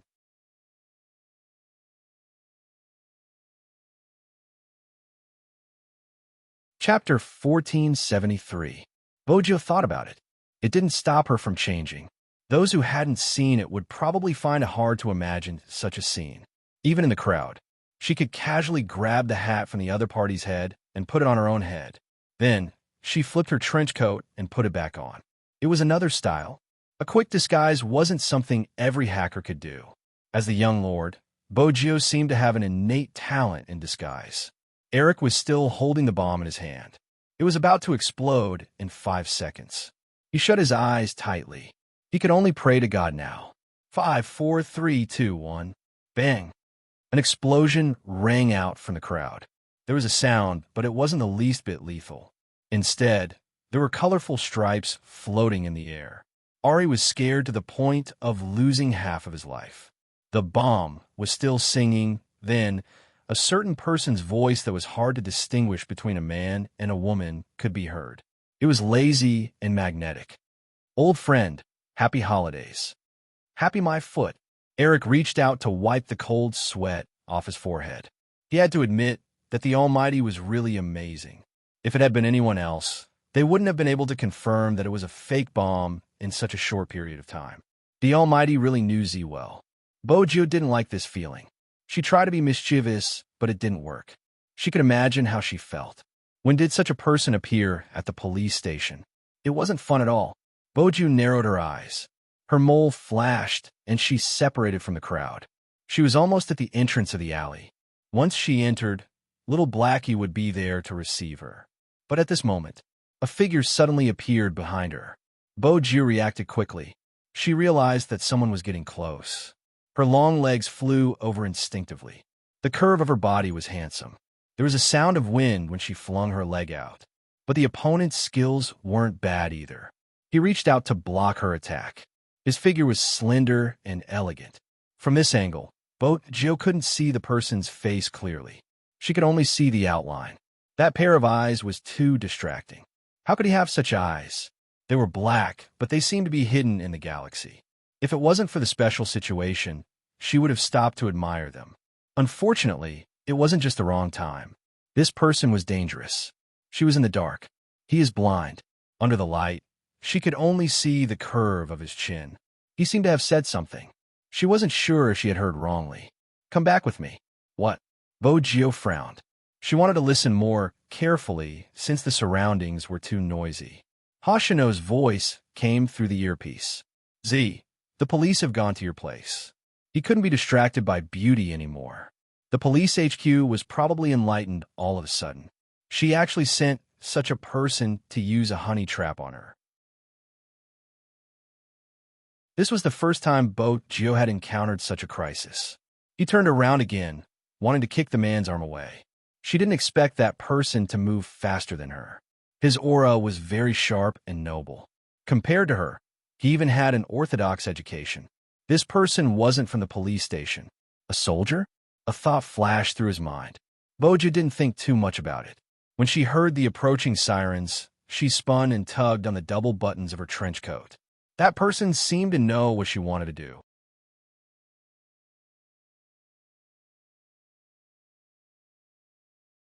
Chapter 1474. It was probably because of their positions. At this moment, Bogio's trench coat was thrown onto the ground. She was only left with the white shirt. Chinamo wanted to grab her, but unexpectedly, because she turned her body, he touched a piece of softness. His fingers paused, and he forgot what he was going to do next. Bogio arched a brow. She took advantage of the moment when the other party let his guard down and escaped. She kicked the thing beside her and dashed forward. The Lamborghini with smooth lines drew an arc and a beautiful tail. Bogio reached out and grabbed the car door tightly. Then she turned and sat in the main driver's seat. Speed up. Yes, master. The intelligence system switched from automatic to semi-automatic. The road map appeared. The green one was smooth, and the red one was congested. There was also a three-dimensional map of the building. Bogio closed the sunroof and turned the steering wheel with one hand. She made a 180-degree turn and used her cool driving skills to shake off the police cars that were following her. The sky darkened. When Chinamo paused just now, he understood one thing. It was very likely that he wouldn't be able to stop that person. The information he received was wrong. Z was indeed used to going around alone, but that didn't mean that Z didn't have any helpers. Chinamo recalled the male voice in the crowd just now. His fingers felt cold from the wind. At this moment, Eric ran over. He was panting heavily. He saw that Chinamo was the only one left at the end of the long alley. He knew that Z hadn't been caught again. This is already considered very good. At least we didn't have to wait until the news came out the next day. Also, Z's operation this time isn't considered successful. Look at the time. It's different from the notice he gave previously. Everyone knows that Z always means what he says. This time, with you around, he can't be so arrogant. Eric's words weren't comforting. He was thinking that if they did it again, with the Almighty around, they would definitely be able to catch Z. Chinamo tilted his head and said faintly, Z, it's a girl. MMH? Eric's eyes widened in disbelief. What did you say? Chinamo glanced up. He didn't repeat himself, but he was just so casual. It made him more convincing. Eric was already in a mess. Although the Almighty had previously analyzed that a person wearing a leather jacket and driving a motorcycle wasn't necessarily a guy. But that was Z.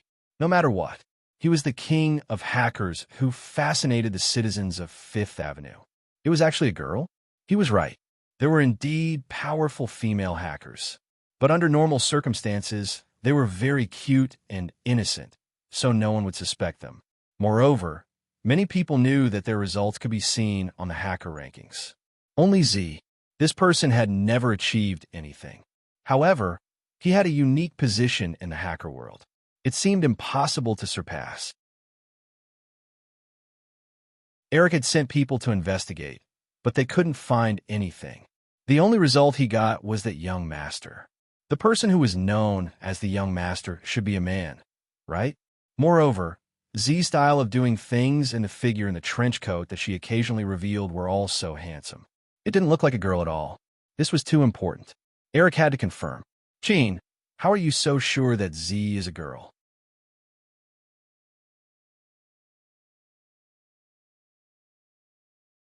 Chapter 1475.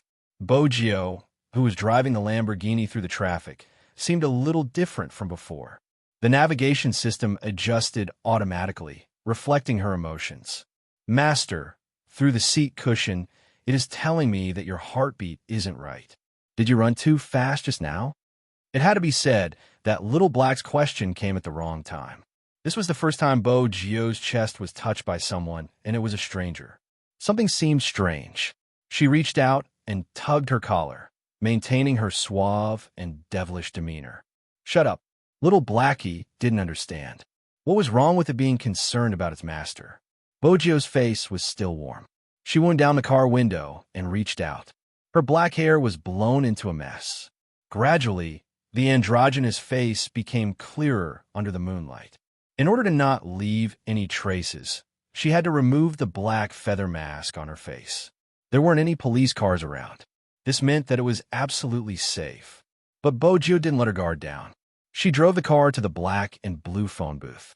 Then she pressed the black watch on her wrist. There was a loud crash.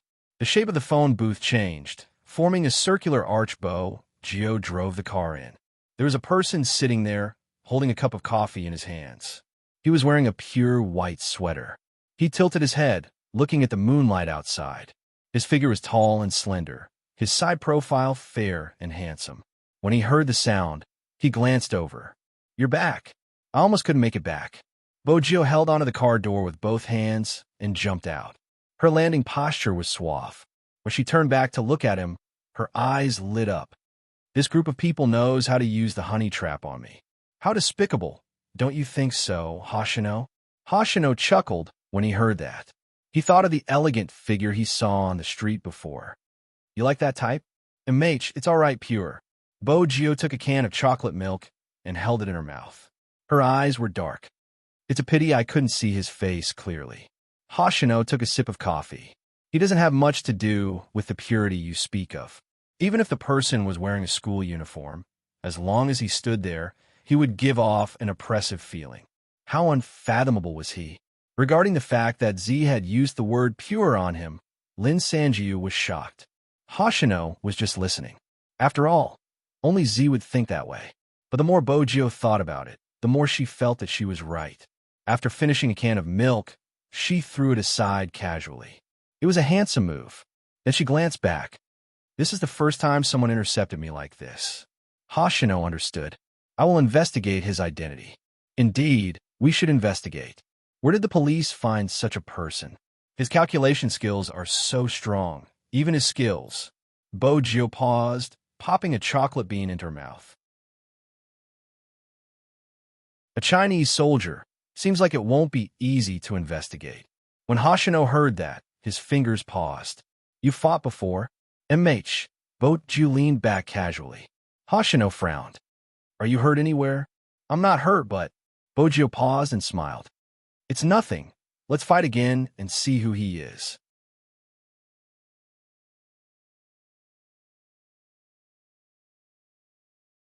Chapter 1476. Bojio wanted to investigate Qin Mo wanted to find Z even more. Even though the lingering sensation on his fingers affected Almighty Qin's thoughts. But something in his nature hadn't changed. From 90% to 99%, he could confirm that it was that person. In the bathroom, Qin Mo looked at his palm. His thoughts were still wandering, but it didn't affect his calculations. He could confirm that his little tiger had grown up. He couldn't help but smile when he realized what he was thinking about. Qin Mo's ears turned red. In the end, he laughed softly. Eric stood outside, holding the latest information. He wanted to show it to the Almighty. Perhaps it would give him some inspiration. The environment back then wasn't like now. All right, this had nothing to do with the environment. It was the hotel that Eric found. The soundproofing wasn't good. Eric couldn't understand. Could it be that people with high intelligence were different from them? Their way of relieving stress was to be happy in the bathroom. What was the Almighty so happy about? Just as Eric was about to make a guess, the bathroom door opened. Qin Mo walked out. There was a white towel on his black hair. The tip of his hair was still dripping water. His smooth mermaid lines were smooth. Even Eric, a man, was stunned. Wait a minute. Wasn't the Almighty a high school student? When he wore his school uniform, he looked fair and cold. He looked like a harmless prince. Why did he look like a different person without his school uniform? He had to admit that the school uniform in China was a good thing. After wearing it, it gave off a different feeling. As for which feeling it was up to the person who wore it. But Qin Mo was different from others. If there was anything that had changed, it would probably be the innate aura of a king. Now it was completely released. Eric was shocked by the aura and didn't know what to do. Chin Mo threw the towel aside. He casually grabbed a black t-shirt and wore it. His gaze was deep. What did you find? Eric passed the information in his hands over. Chin Mo's slender and fair fingers flipped through the information quickly. His elegant and handsome side profile wasn't affected by the water droplets. Once again, Eric witnessed what it meant to read 10 lines at a glance. Chin Mo didn't just read quickly. More importantly, he could remember everything after reading it. His light-colored eyes seemed to be able to reflect those words. From the perspective of inference, add in the areas where the criminal often committed the crime and some of the more subtle areas of activity. He would be able to calculate where the other party lived. If he were her. No, that's not right. He could not empathize with her. According to a certain someone's character of being mischievous in everything, it was possible that she had deliberately left some traces behind. Therefore, he had to distinguish which marks were real and which marks were left behind after being naughty. With this in mind, Chin Mo flipped through the stack of documents again. It was obvious that this time what he saw was targeted. Fine discrimination and curve analysis. Many people say that reasoning is based on psychology. There was nothing wrong with that. However, advanced reasoning would definitely include mathematical calculations. Anyone who had seen the dedication of Suspect X would know that Stone God was the best example. Geniuses were often lonely. Not many people knew that mathematics was not that simple.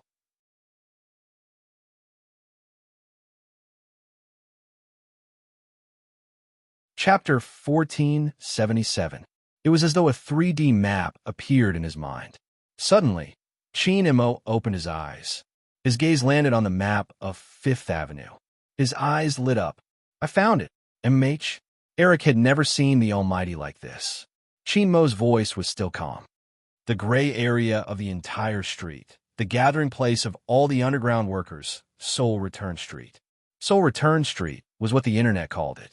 Of course, this was the Chinese translation. Make such an analogy. It referred to the boundary between light and darkness. You would be able to see people from any industry there. Eric frowned. Would Z live in such a place? The conditions aren't good. Z should be quite rich. Someone calculated Z's assets previously. Of course she was rich. Every person that Z sent to prison would be taken over. Z would take over all of their assets. Hence, what that scumbag said was right. Z's money wasn't clean. However, there was something strange.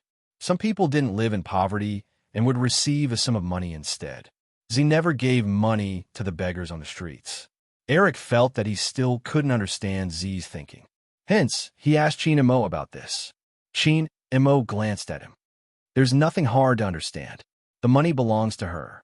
She can give it to whoever she wants. What I mean is, why doesn't Z give money to the beggars on the streets? He didn't understand. Chin Mo's voice was calm. Homeless people with 4 limbs. Most of them are middle-aged. Funding is for those in need and those who know how to be grateful. Those who don't know how to be grateful will complain if you give them something for nothing. This is funding, not raising a demon. Those who don't have money aren't necessarily weak. There are also those who lie on the ground and pretend to be beggars. They take other people's things for granted. This has nothing to do with education, age, or background. Hence, funding to families won't be based on rich or poor. Instead, it depends on whether the other party is worthy or needy.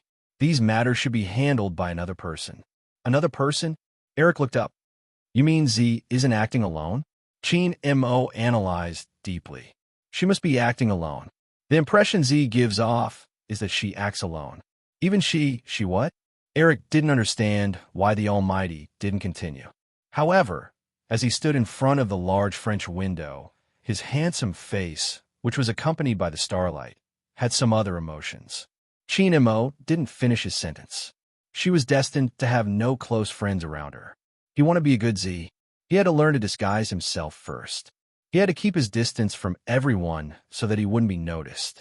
Because once you get too familiar with someone, you'll definitely lose your mind. Emotions come into being. As the young master of hackers, he couldn't use his emotions to do things.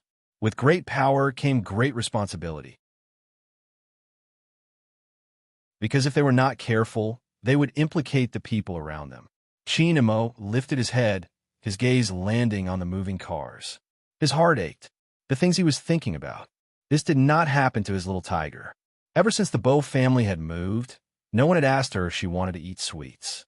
Just thinking about it, Chinmo's side profile melted into the shadows. This made Ari a little confused. At this moment, Eric's phone rang. The caller ID was an unknown number.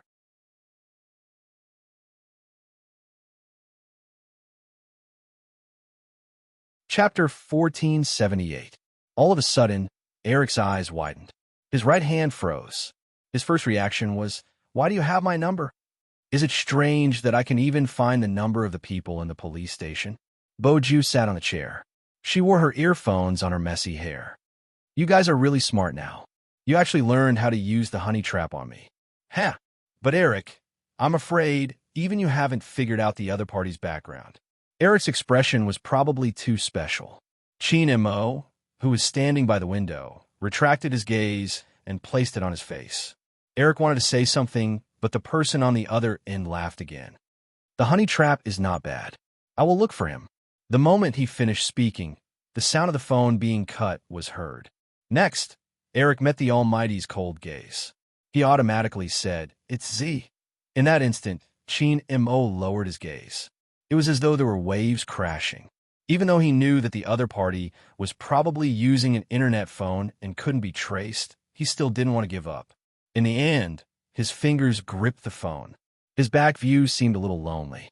This was even more so after he reached Seoul Return Street, because the clues were broken. Admittedly, no matter how accurate the inference was, it didn't seem to be of much use on Z.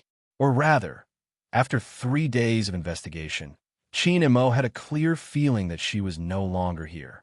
Chin-mo's feeling was right. Boju was indeed no longer here. She had grown so big. After becoming the young lord of the hackers, Boju knew what she had to do. It was better to try less things that she was interested in, especially those good-looking geniuses. The small towns in Europe were all very peaceful, even though there was an ancient castle there. The ancient castle seemed to have some history. In the courtyard, the butler dressed in a tuxedo was trimming the branches and leaves of the trees.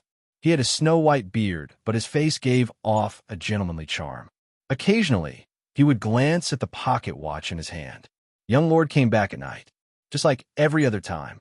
He wouldn't come back often unless it was on this day. March 13th. The true identity of the hackers was discovered once again. After Master left, he never came back.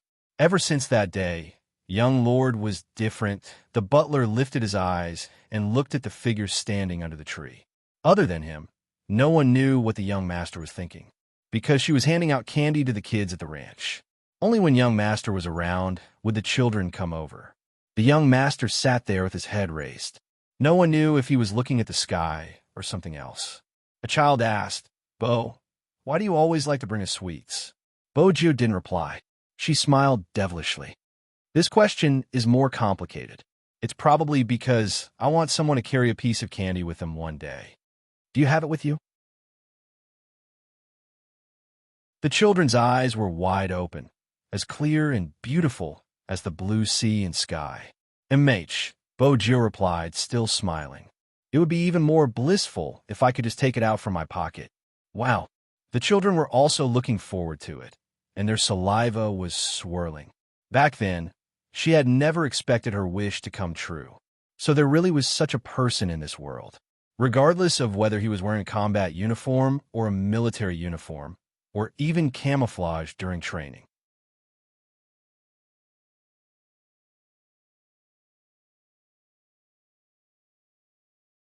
Chapter 1479. The most regretful thing in this world was missing out. Because she didn't trust anyone anymore, Boju hid herself. But at the same time, Chinamo didn't find any more information about Z. It was as if she had evaporated overnight. Some of the townsfolk were even wondering if Z had ever existed. Chinamo had thought of looking for clues. Most of the clues were fake, but he didn't give up. He dug bit by bit, but he had never thought about it. He cared too much about what happened to a person. Something else would happen. This was probably what people called the butterfly effect, because the person who placed his attention on him would definitely think of a perfect plan.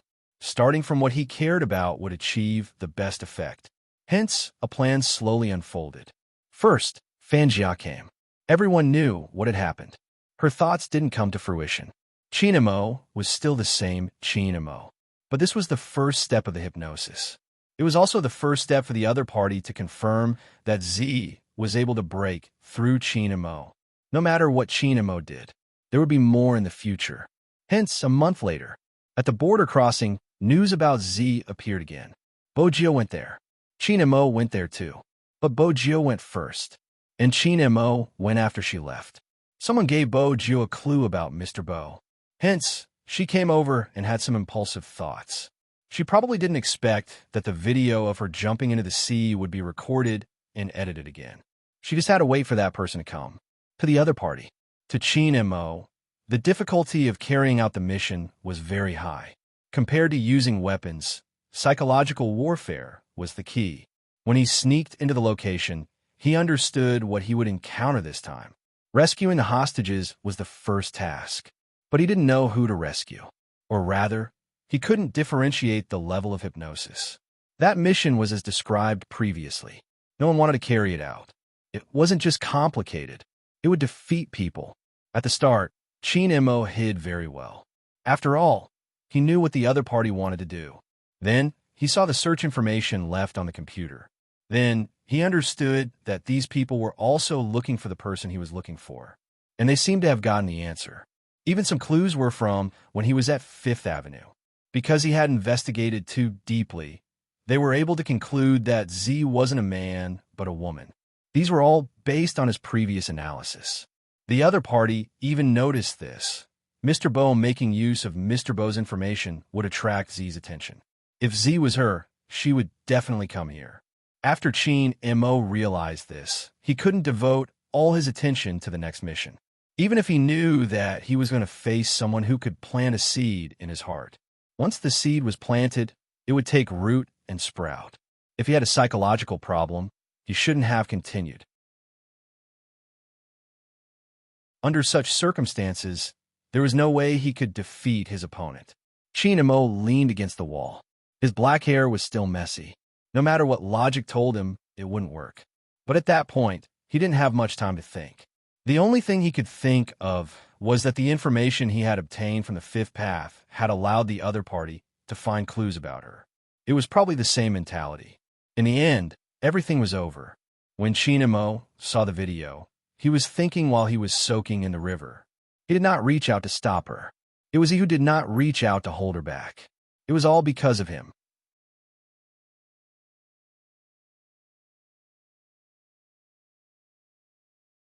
Chapter 1480. When they found Chinamo, he was sitting on the ground with an obvious injury on his wrist. The mission was completed. He had successfully killed the leader of the enemy. But that day, Chinmo's fever didn't subside. Hence, a portion of the members had escaped. Fanjia had been taken away by Kawang. To him, his dead student had done a perfect job. It wasn't easy to plant a seed in Chinmo's heart.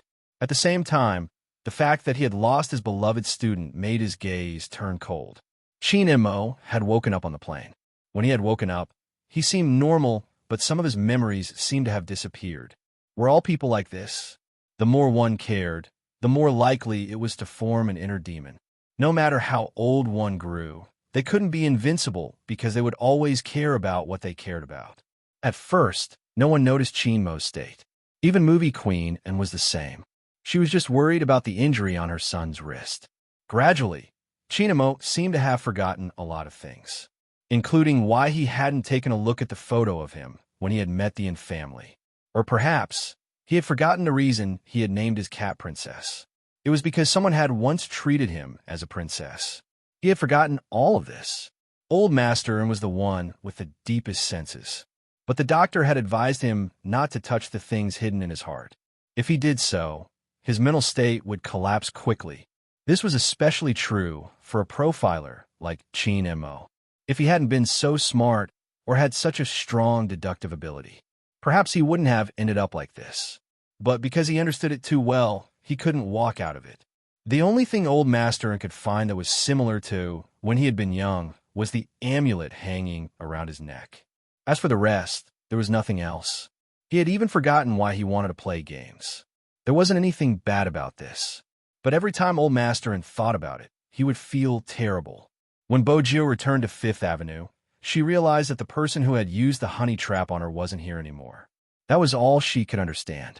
She didn't know that someone had gone through so much to find her. Smith was right. Z's existence, it wasn't allowed. In this world, there was a balance between them. If someone appeared and broke this balance, they were destined to reach the end. After Kawang took over the organization, he kept quiet for a period of time. Then he started to follow the previous clues and sift through them bit by bit. In the end, he found the hacker's breakthrough point. The biggest taboo for a hacker is to lose their privacy. It wasn't as if such a method had never been used before. Because he cared too much, when a method that destroyed her family appeared once again. That was why Bojo burrowed in. She didn't even think about what the other party wanted. When she arrived at the location, that was the beginning of everything. Kawang's analysis of psychology. It was impossible for others to guard against. He knew how to do one thing in several steps. That was why people fell into it. In fact, people who loved candy always had a naive side hidden in their hearts. Kawang was clear. On the other hand, Bojo wasn't sure what she thought might not be as comprehensive as she thought. Hence, a little girl holding a balloon became Z's most fatal blow. Many people had told her not to turn completely black. It turned out that there were no weaknesses and no pain when it was completely black. It was a street that no one went to look at, even though there were many people coming and going. No one saw the bleeding wound under the windbreaker she was wearing. Bojo even thought that everything was finally over. All the loneliness that no one understood. She didn't need to continue. This way, she could go and see her parents.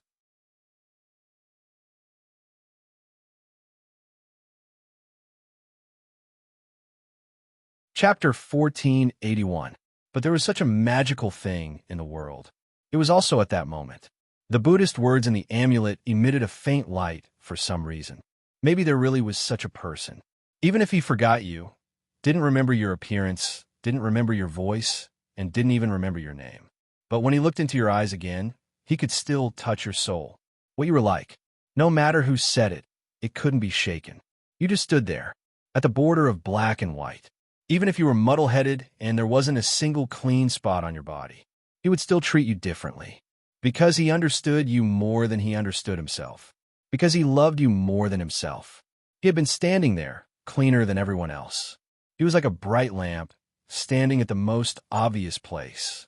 Not for any reason, but because after searching for so many years, he still lost you. If that was the case, could you find me? A little more time passed, until that pair of eyes that were as dark as the night opened again on September 28th. A devilish smile appeared on his handsome face. A Z imprint appeared on a completely different body. The gears of fate began to spin again. Z was back. Similarly, the little tiger that belonged to him was back too. It didn't matter if he forgot what light was. It didn't matter if he wanted to become completely black. There was someone who had always been here, using his unique method to wait for the person in his hands. Hamburgers should be paired with cola. That's better. Chin and Mo glanced down and helped her roll up her sleeves. Chin and Mo glanced down and helped her roll up her sleeves. My mom. Chin and Mo glanced down and helped her roll up her sleeves. Bojo replied, oh. She didn't know what she was thinking. Anyway, she was happy with something in her heart. Oh, Bojo replied. He didn't know what she was thinking, but she was happy to have something in her heart. He should have said it long ago. She trusted Grandfather Butler's etiquette skills. He should have said it long ago. She trusted Grandfather Butler's etiquette skills. Now, only little Princess Mo didn't know about this. This way, she could naturally bring him to the proposal venue. Then, she would very romantically show him what she had prepared. Everything was perfect. This was simply one of the classic tricks used by an overbearing CEO to woo his little secretary. There was no pressure for her at all. Bojo smiled devilishly. Follow me somewhere. Chin Mo, who already knew, arched a brow. Where? Chin Group Club. After Bojo finished eating, she tilted her head lazily. That isn't a bad spot. I heard Zhao Sampang and the others are doing an interview at the television station opposite today. Qin and Mo wanted to ask what this had to do with his proposal. But if he asked, it would be less interesting. He replied calmly with his side profile. Bojio was still thinking about the surprise she would give little Princess Qin later. It would definitely be enough for him to marry her. The more he thought about it, the more obvious his smile became. There is such a thing as being alone and enjoying oneself. Bojio had never done it before. Now that his arm was placed over the window, his eyes were looking out of the window. It was a very handsome posture. That face that was reflected in the window was full of moles and a wanton smile. He was like a child who had finally gotten candy. Of course, he wanted to be happy for a while. Chinmo didn't want to laugh, but seeing her like this, he couldn't help but ask, "Are you that happy?" "Ah, really?" Bojio's devilish smile was still there. "You must have eaten something you like." Chinmo freed a hand and placed it on her head. "Idiot."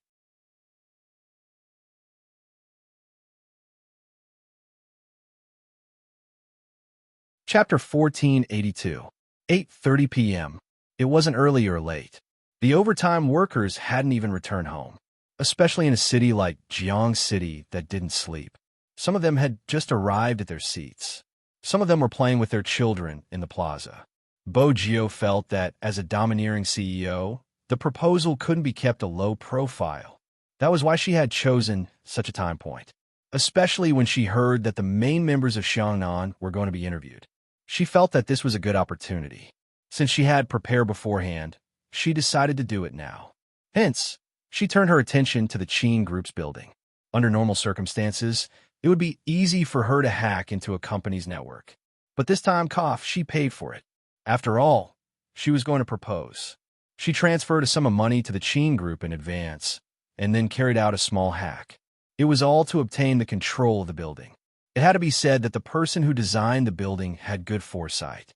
There was a corresponding light on each layer of glass. Even at night, it would be easy to see. If that was the case, it would be easy for a hacker to do something. As long as she learned how to control the circuit, everything wouldn't be a problem. Bojio stood there, wearing Qin Mo's jacket. It was a dark-colored trench coat, looking exceptionally handsome. Qin Mo watched as a certain someone raised her hand and was about to climb over the wall. He pulled her back, his gaze calm. "What are you doing? You're so short." Bojio smiled brightly. With a push of one hand, she connected the small laptop outside to the prepared USB flash drive. Qin Mo swept her a glance, asking even though he knew the answer, "What are you doing?" "A lighter." Bojio pointed to the side, a silver lighter lying in her palm. If it had been any other time, with Qin Mo's sharp tongue, he would have exposed her long ago. She had hidden the lighter in her sleeves. How could he not see it? But all depended on her. He would let her do whatever she wanted. Bojio realized that little Princess Mo was exceptionally easy to talk to today. She had to seize the opportunity to propose. "Brother Mo, wait here for a while." Bojio ran towards the left. She was wearing a dark-colored trench coat, her silver hair a little messy. Qin Mo watched as a certain someone squatted down. It was probably her first time doing such a thing, and she wasn't very familiar with it. She tilted her head, her face serious, as though she was lighting something up. Then, she raised her head, tilted her eyes, and smiled brightly at him. At that moment, smoke rose. The lights of the city seemed to be reflected in her black eyes. Qin Mo understood. This person is putting her favorite things in front of you to please you. Her face was still stained with the dust that she had just rubbed against, and there was even some Axe chi on her body. But that did not change the way she looked in his eyes. If I had to describe it, she walked through thousands of galaxies, stepped on the dust on the ground, and stopped in front of you with her hands stained with dirty things. What you can feel is not how dirty she is. Instead, she was little Bojio. She was his. Qin Mo reached out to pull her into his arms.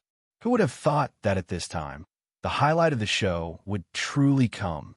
Behind her, the entire Qin Corporation's building suddenly lit up. Only one row of boxes was darkened. Between the light and the dark, only 6 words were formed.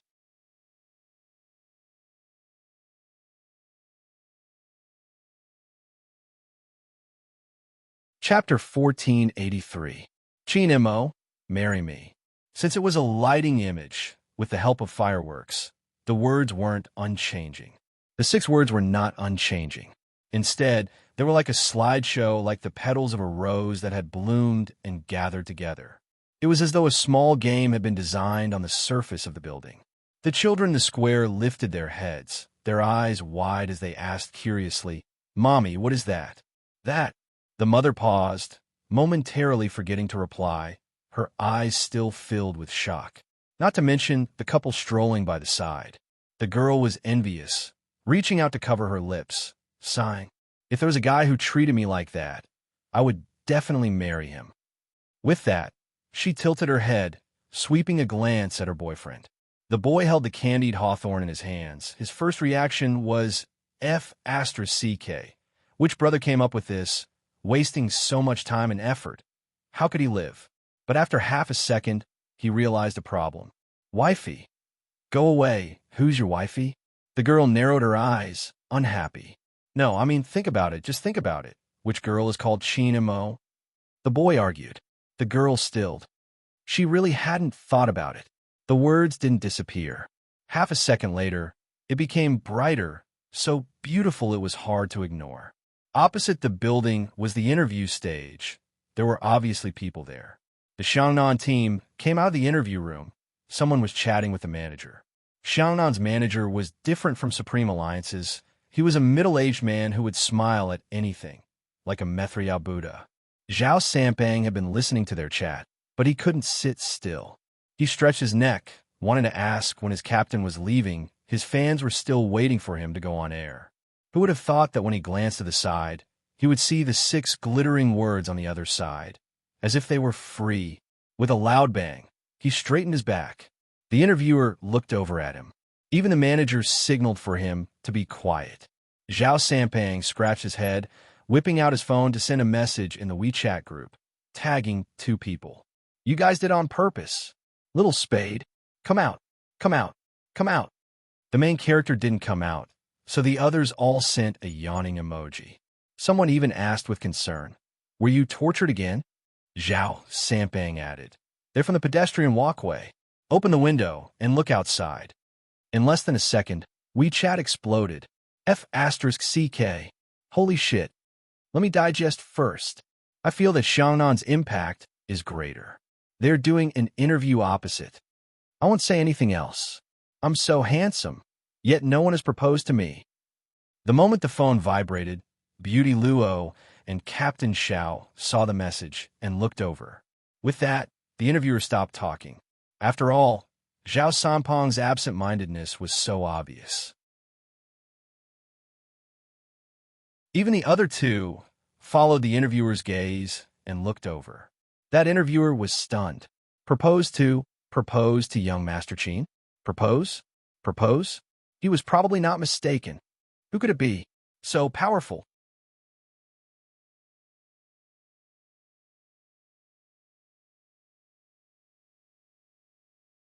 Chapter 1484. Even Zhao Sampang had said so. She could imagine the scene in the WeChat group. Basically, she had figured out the routine. This was a public display of affection. There was nothing else. Bo Jiu acknowledged this point. In the past, they could only show affection in front of the car. Now it was different. They could declare their sovereignty. But speaking of which, Bo Jiu wasn't sure. From the start, she knew that a family like the Qin group wouldn't allow someone to marry into their family. In addition, little Princess Qin's personality. Bo Jiu thought about this and wanted to say something. Just then, a voice rang in her ears. Very beautiful. So, should she agree or not? Bo Jiu wanted to know. However, she saw him reach out his hand, and his fingertips brushed across her face as if he was wiping something dirty for her. The touch was slightly cold, but strangely comfortable. "Let's go." That was it. Bo Jiu looked at the hand that was holding her. The joints were distinct, fair and slender. It was indeed beautiful. But should she agree or not? After getting into the car, Bo Jiu felt that she had to end things quickly. She placed one hand over, an unknown emotion in her eyes. She was about to speak.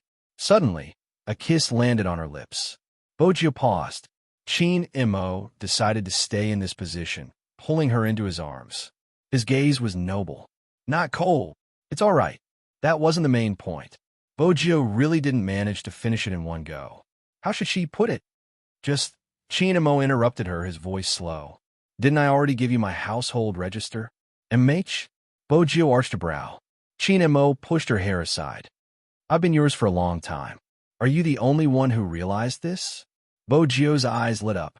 Her handsome face was a little arrogant. That's not it. I just want to make our relationship more legal. She wasn't a person who followed the rules. But being with little Princess Chin was the only time she wanted to follow the rules. It will be legal. Chin Imo had never been so soft-hearted before. The person in his arms was always like this. She looked like a fox that could leave any time, but in reality, she was more sentimental than anyone else. Chin Imo was glad that he had known since he was young that he had to monopolize such a person. Because there was such a person, it was like a black pearl covered with dust. It looked dark, but once it was placed in the night, it was bright and transparent. We'll get married when you're of age. Chin Imo chuckled lightly, his voice resonating in her heart. I'll marry into the Bo family. What did this sentence mean? Bojio was very clear. If they had children in the future, their surname would only be Bo, not Chin. Moreover, the family of hackers needed to be passed down. This meant that he couldn't join the army, which was against all the rules of the Chin family. What about the Chin family? Bojio was elated, so elated that she paused slightly when she mentioned the most important question. Your mother is a fan of movie Queenin. If you want to be the heir of the Chin family, you can have another child with her while you're still young. But there's one thing. What is it? Bojio arched a brow.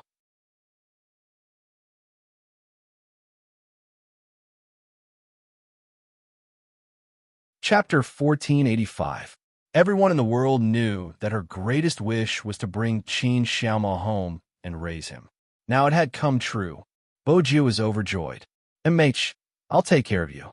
Will you follow me back to Fifth Avenue? Sure. Chin Imo smiled. Once I get into university, you can go wherever you want. Bojio's eyes lit up. There's so many places I want to go. Kunlun, Mount Everest, Kukushili, and other places, one place a year. Chin Imo pinched her face. As long as a certain someone isn't so mischievous. Bojio smiled suavely. I've always been obedient in front of beauty. Chin Imo arched a brow. Beauty? This person never seemed to know who the real beauty was. Bojio wanted to say something since she was too happy. But before she could open her mouth, her breath was stolen. This kiss was different from the previous one. It was domineering and unstoppable. The slightly cold lips weren't gentle anymore. Instead, they seemed to be stealing all her thoughts. Even the tip of her tongue had a lingering peppermint fragrance. He only released her when her entire body was numb. He freed one hand and sent a WeChat message. The gist of it was basically, you guys are interrupting me from agreeing to a certain someone's proposal. Hearing the slightly cold voice, Bojio realized that a few buttons on her shirt had been unbuttoned. From a certain perspective, it was indeed an interruption. He also glanced at her, reached out his hand, and fastened the buttons of her shirt one by one. His gaze was very deep. The phone exploded. One could imagine the situation in the WeChat group. Zhao Sampang was the first to speak. Kick him out of the group. Agree. Agree +1. But it was useless. Chin Imo asked, Are you jealous? He pulled the hatred towards him to the highest level. But that wasn't the end. Chin Imo continued. Hoshino should be in this group too. I don't have to inform him about my proposal. Zhao Sampang, you finally did something a support should do. Zhao Sampang. Hoshino. You see Shin. Every team member felt as though they had witnessed Chin Mo's shamelessness once again. Regarding this point, Bojio felt that the Almighty was playing tricks on her.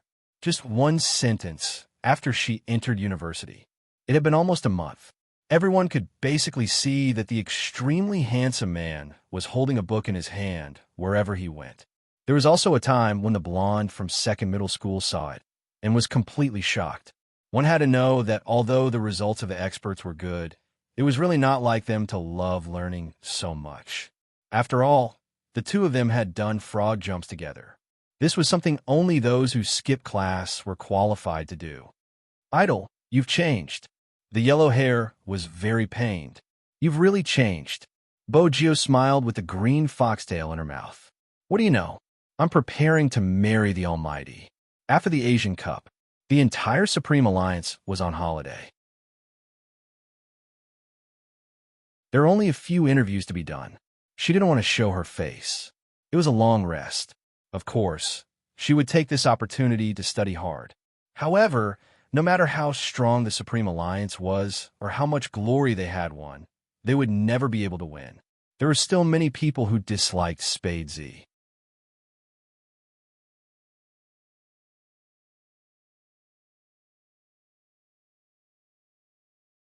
Chapter 1486. Supreme Alliance did have its drawbacks, but it wasn't a coincidence. Every team would have its own problems when they reached their peak. It was the same for Supreme Alliance. They treated every match as though it was their last. It wasn't just passion, it was also because Supreme Alliance's lifespan wasn't that long. Not to mention Yin Wu Yao's age. Moreover, most esports players were 18 or 19 years old. After 24 years old, their condition would deteriorate day by day. It sounded cruel, but it was the most realistic truth. That also meant that Supreme Alliance was aging. It wasn't just Yin Wu Yao. There was also Lin Feng, Yun Hu, and even Chinamo. They had at most 2 years left in their professional esports career. Moreover, before the Asian Cup, Lin Feng and Yun Hu had the thought of retiring. After the Lin family collapsed, they relied on the company to support them. Lin Feng looked innocent, but in reality, he was more responsible than anyone else. In the past, when the Lin family was doing well, he didn't have to care about anything and just be the young master of the courtyard. But now it was different. Lin Feng could sense it from the way he treated others. But on the surface, he didn't care. In reality, Lin Feng wouldn't ignore the responsibility just because he was happy in the competition. Including after Supreme Alliance won the Asian Cup, he immediately started running projects outside. Yin Hu asked him out several times. Of course, he didn't ask him out alone. He asked the people in the courtyard to gather together. Lin Feng rejected him several times because he was busy. The people standing beside Yin Hu probably noticed something. They were still in the tea house. One of them laughed. Little boss Lin is really busy now. How about this? I'll make a call and talk to him about our previous collaboration. With that, he made the call in front of Yin Hu. His motive was to make Yin Hu happy. Yin Hu held the teacup in his hand and didn't look at him. But that person understood that he couldn't hold it in anymore. He wanted to meet someone too much. Otherwise, he wouldn't have given him face. Lin Feng didn't pick up quickly. When his voice traveled over, it sounded like the wind. Jia, what's wrong? Nothing much. I'm just calling you out for a gathering. Say, we grew up in the same yard, and it's been a long time since we last met. You said that you need to take care of your feathers during the competition, and now that you're on vacation, there's nothing wrong with hanging out a little longer. Song Jiahe was eloquent. You can't go wrong listening to me. I still have plenty of opportunities. Lin Feng glanced at the watch on his wrist and paused for a moment. All right, where are you? Same old place, the tea house we used to frequent in the past. Song Jiahe glanced over at Yin Hu. Lin Feng didn't talk much when he was driving. After all, he wasn't in the team, so his personality was much calmer. He didn't talk much anymore. After all, this was the biggest taboo in the business world. The less he spoke, the fewer mistakes he would make. Because no matter what you said, as long as the other party had the intention, they would find faults in your speech.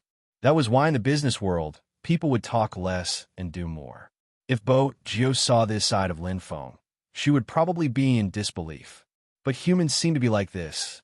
Their personalities were multifaceted, and they had a layer of camouflage to better integrate into society.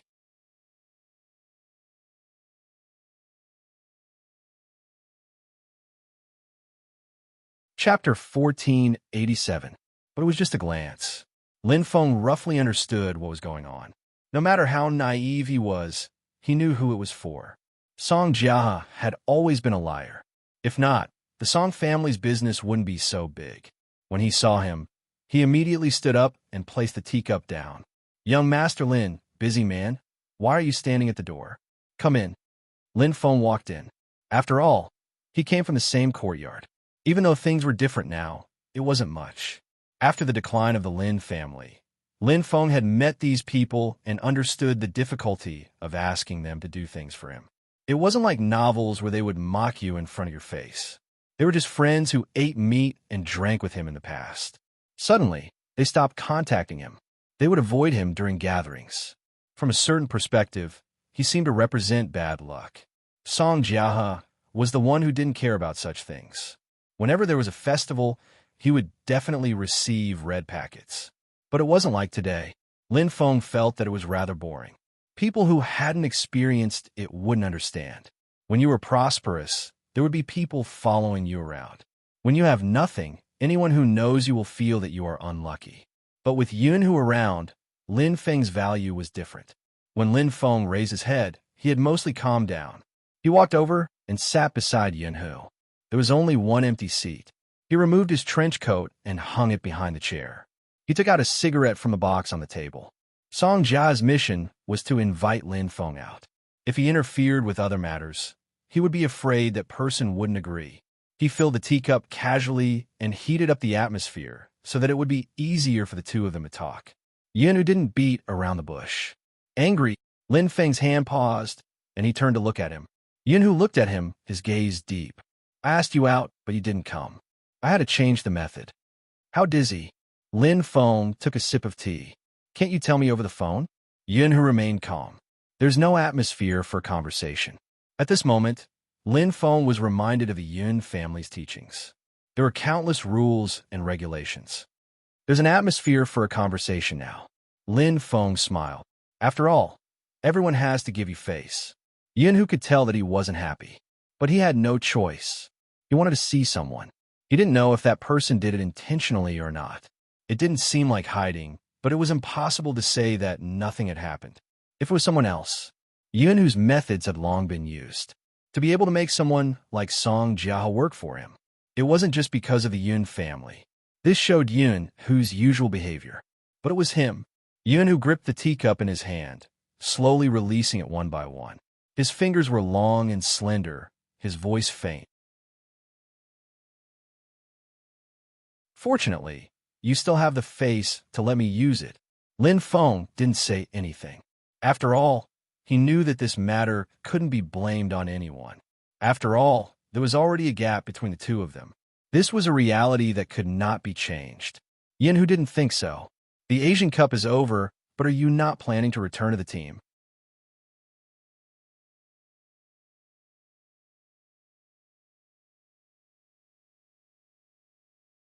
Chapter 1488. I don't remember, Yunhu replied faintly. Lin Feng arched a brow. You don't remember? He said how great it was to play esports, just by playing games and doing commentary. There would be a bunch of girls who liked him. He also said that there were so many beauties in the team, and he wouldn't have to worry about finding a partner. With the captain as a template, he was a winner in life. In the end, he didn't even see a single beauty, just a bunch of rotten bachelors. It was worse than a university dorm. I almost fell in love with my computer. I didn't even have enough time to sleep. It was like a monk's life. Isn't it good? We won the national championship. That was what Yunhu said, but in his heart, he was thinking I didn't join Supreme Alliance for any other reason. After Feng Yi convinced you, he understood that he was indirectly trying to convince me. Lin Feng placed his teacup down and leaned back. It was indeed good, the national championship, the Asian Cup. This is what we have always wanted. After so many years, we finally got it. But esports has always been a youthful industry. My condition can't always be this good. Besides, you should have felt it. I'm starting to deteriorate. This has nothing to do with anything else. It was just a natural reaction after reaching an age. Yunhu didn't reply because he knew Lin Feng was speaking the truth. Even if they wanted to, they wouldn't be able to stop it. Lin Feng glanced at the ceiling. It was really good when we were young. It was really good to play games, but there was no other way. I would grow up one day, and so would you. Ever since Supreme Alliance was established, we have been through so many things. When we weren't doing well, people looked down on us, and anyone could take advantage of us because we weren't recognized by the mainstream. It wasn't easy for us to persevere until the Asian Cup, They made our captain and little spade retire in order to achieve the perfection in their hearts.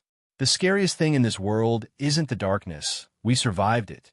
The scariest thing is probably the darkness again. I can't care about it. I don't want to talk about the fame and fortune. I want to retire. Yinhu's fingers paused. Of course, that's next year. Lin Feng lifted his arm. I can't bear to leave everyone. Yinhu glanced sideways at his face, but he couldn't see anything. Just as he had said, this person had grown up. Even if he was a little tired, he wouldn't be the same as before. He wouldn't act like he did in the past. He looked at him and just smiled. Yinhu couldn't describe the feeling in his heart. It was very uncomfortable. However, she also felt that this person was ridiculously handsome when he turned into a man. Lin Feng took another sip of tea. I wonder what kind of words Fox Feng will use when he recruits people this year. You don't have to bluff me. Yinhu smiled, which was rare for him. Lin Feng thought about it and said, that's true. There's no need to bluff them. If they really can't find a partner, they can still deal with it internally. With Little Spade and Captain there, do you know that Zhao Sanpeng almost jumped out of the phone? Yinhu glanced at him. You still know how to digest it internally? Lin Feng smiled. Why don't I know? Yinhu didn't want to continue the conversation since there were other people around. He didn't care, but he knew that Lin Feng had his own concerns. Especially in this kind of situation, he probably didn't want to feel that way.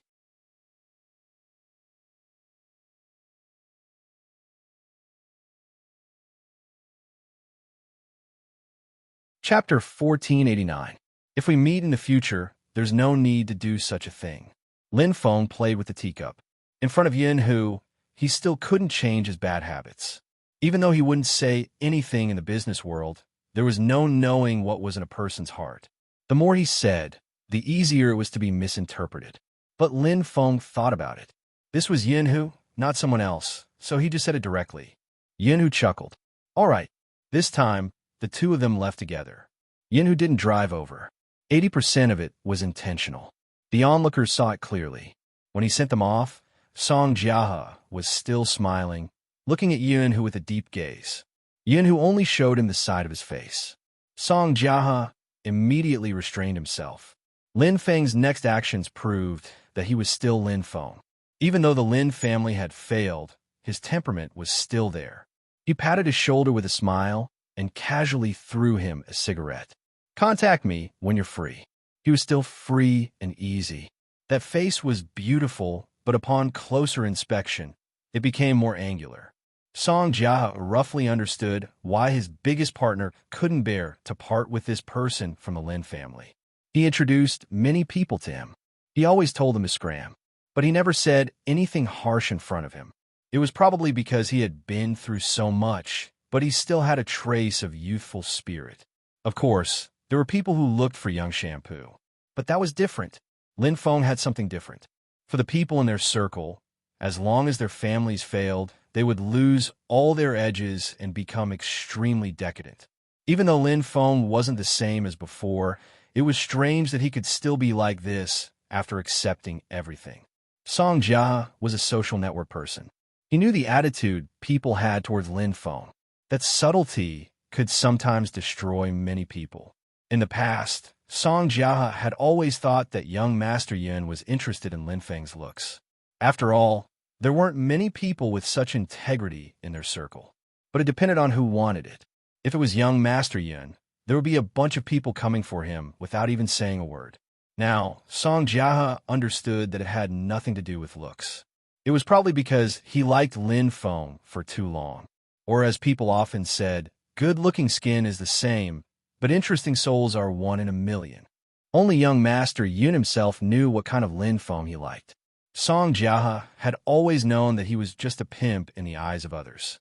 Speaking of which, this was his first time pimping someone so pure. Just for a meeting? Song Jiahe looked at the two of them and put the cigarette in his mouth. They were really ruining his reputation. He, young Master Song, had never done such a pure and affectionate business. Some people probably didn't understand. They were used to seeing power and sex deals. When they looked at the two of them again, they always felt that this was probably what love looked like, even if they weren't together. In reality, even though Lin Feng was enjoying himself, when Yun, who sat beside him, he couldn't help but want to say something. The distance between them was too close, so close that he could even smell the aroma of the tea on his body. In addition, the two of them were in the car. It felt a little weird when it was quiet. After all, he was the one who started the conversation. Fox Feng told us to gather at the club tomorrow. Have you received the message? Yun, who glanced at him, replying slowly, I was the one who informed you. Lin Feng.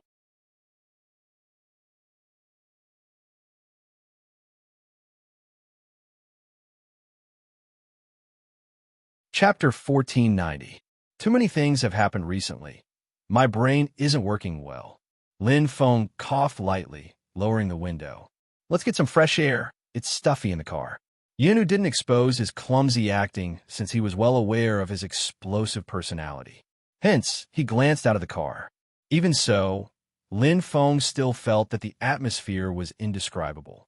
After all, he couldn't continue the awkward conversation. Just as he was hesitating about what to do, a message saved him.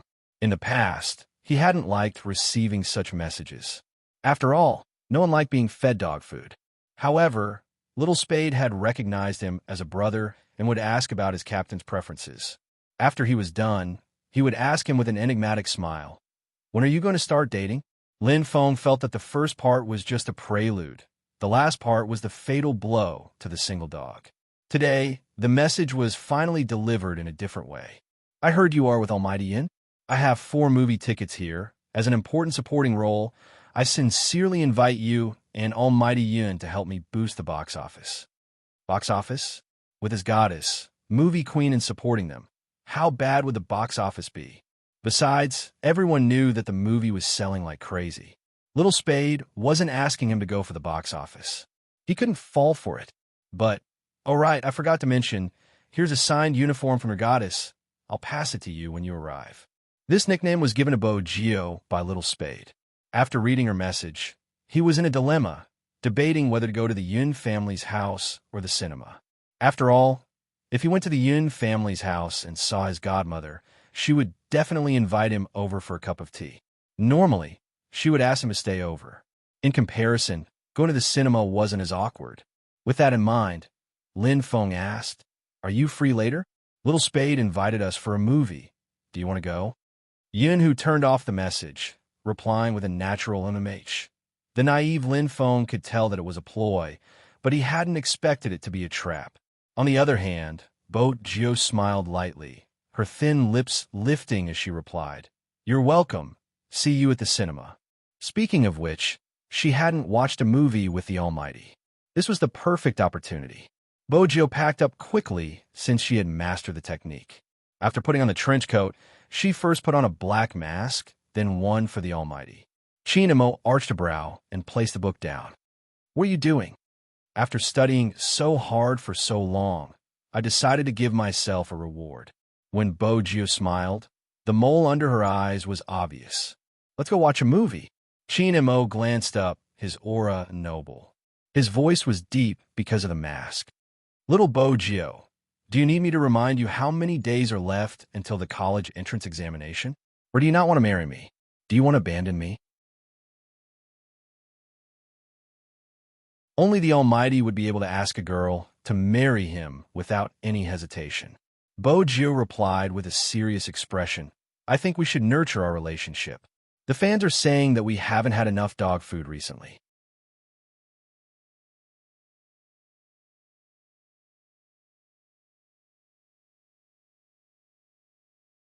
Chapter 1491.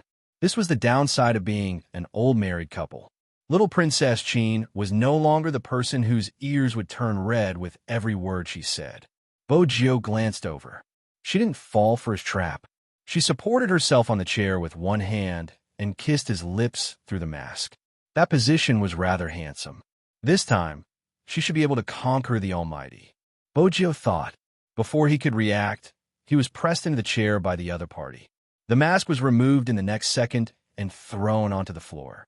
Bo Gio wasn't smart, but she couldn't understand how obsessed a man at his age could be.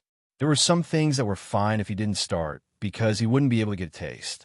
But the person he liked was in his arms, but he couldn't touch her. After all, a certain someone wasn't old enough. In the past 3 times, he really couldn't take it anymore. Moreover, a certain someone was always teasing him. Recently, Chin Mo hadn't kissed her in order to prevent himself from losing control. This action could be said to have ignited all the flames. Bo Jio could feel his body temperature rising under her palms. His breath was still hot when it landed on her lips. Even though it was slightly minty, it made her feel hot. She couldn't help but feel her body heat up.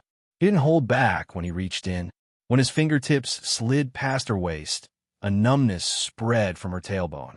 Bojo hugged his neck to prevent herself from slipping off the chair. Her face was flushed, and even her lips were a little watery. Chin Mo watched the person in his arms, his gaze deepening. When it reached a certain depth, his long fingers unbuttoned her shirt, and he leaned over to kiss her fair collarbone. Bojo trembled. She couldn't resist the pleasure. It was like a wave sweeping over her. Because of a kiss, the two of them left half an hour later. But they didn't go all the way. Bojo's body was covered in kiss marks. The marks on her neck were the most obvious. No more, no less. Exactly 35 minutes. The Almighty wasn't careless when he bullied her. Even now, Bojo's body was still tingling with the heat. He turned and helped her put the mask back on. His voice was calm but raspy. "You can leave now. We'll continue when you're back." Bojo arched a brow. "Continue what? TSK, how terrifying. What, you're not willing?" Chin Mo moved closer to her face. "Then I won't go." Bojo leaned over and kissed him, smiling mischievously. "Brother Mo, you're mistaken. It was better than coming back and continuing to tutor her in physics." Chin Mo pulled her up, warning her slowly, "Stop flirting with me, or you won't be able to leave the house." This time Bojo stopped. After all, she couldn't take another round of bullying. The Almighty's aura was too alluring. Bojo always suspected that he did it on purpose. After making her body hot, he didn't care anymore. But even so, it was also difficult for her to go out. The hickey on her neck was too obvious. It was already very strange to wear a scarf in this temperature. Bojo had no choice but to change into a white turtleneck shirt and a mask. She wore a thin trench coat so that no traces could be seen. However, Lin Feng, who was already at the cinema, felt a little regretful. Who could tell him why there were so many couples watching a movie about hackers? Undoubtedly, Lin Feng and Yun who stood out among the crowd. This caused many people to turn back to look at them, especially at such a time. It was a weekend, and the movie would start at 8 p.m. Needless to say, there would be a lot of people. A few girls kept looking over at Lin Feng. Even though Lin Feng was wearing a mask, he still felt awkward. At this moment, Yunhu turned to ask him, "Do you want some popcorn?" It was true that he liked sweet things, but it wasn't appropriate for a grown man to carry a bucket of popcorn, right? Lin Feng was about to reject Yunhu. Yunhu's voice rang again. "Buy a bucket, I'll carry it." "Sure." Lin Feng nodded. After all, there wouldn't be any atmosphere if he didn't eat popcorn. But when Yunhu finished buying and held the popcorn in his hands, it wasn't the case. Because there wasn't just popcorn in his hands. There were also 2 jackets and a cup of lemon red tea. When she walked beside him like this, it was like this. Lin Feng could clearly hear the whispers around him. He really knows how to take care of people. That's right. I can't be too happy with such a boyfriend. My boyfriend never takes the initiative to buy popcorn for me. Lin Feng, he just bought popcorn. How did he become a boyfriend? Couldn't there be pure friendship between men these days? Also, if you want to talk, then talk. Why do you have to talk so loudly? Were they afraid that he couldn't hear them? Lin Feng felt a little uncomfortable standing there. They were just watching a movie together in the team. Why did it feel like a date? Thinking about this, Lin Feng shook his head, trying to get rid of this strange illusion. But there was still some time before the movie started. He couldn't avoid the gazes of others. He wanted to find a place to drink something, but the people sitting inside were all couples. It was really awkward. When he finally sat down quietly, he met a familiar face. When Lin Feng saw Beauty Luo, who was known as the sorcerer goddess, looking at him with a meaningful expression, Lin Feng felt troubled. As expected, that person smiled, lowered her head, and started to play with her phone. In the next second, Lin Feng saw a message in the Almighty's WeChat group. I found out about Feng and Yun's adultery. In the past, they always used their good brothers as an excuse. It's really, hey, retreat. Lin Feng held his forehead. Beauty Luo had 2 ponytails today, looking youthful. Why do you care so much? There seems to be a problem. Problem my foot. Lin Feng was helpless, sitting down. Why are you guys from Xiangnan always staying in Jiang City? Beauty Luo smiled. We're recruiting. There are many talents in Jiang City. If Xiangnan had a branch here, would my almighty Z have been snatched away? Big sister, Little Spade was subdued by our team's charm, all right? Beauty Luo narrowed her eyes, feeling a sense of danger. Who are you calling big sister? Little sister. Lin Feng immediately changed his words. Little goddess. Beauty Luo took a sip of tea. Little submissive Lin is such a good boy. Lin Feng. MMH? They all replied. Beauty Luo unlocked her phone. Sent a couple photo of you and Yun Hu, saying that they wish you a happy marriage. Lin Feng unlocked his phone and sent 2 words in the group chat. Heh. Only after sending the message did he realize something. You came by yourself? What are you doing here? Beauty Luo bit on her straw, seemingly indifferent. Blind date. Lin Feng. You're tuning in to the Romance Rendezvous YouTube channel. We're so grateful for your support, and don't forget to subscribe to join us on this incredible journey through captivating stories. Your generosity through donations truly makes a world of difference, as it's the primary source of revenue that allows me to expand and enhance this channel for you. Thank you from the bottom of my heart for being a part of this adventure.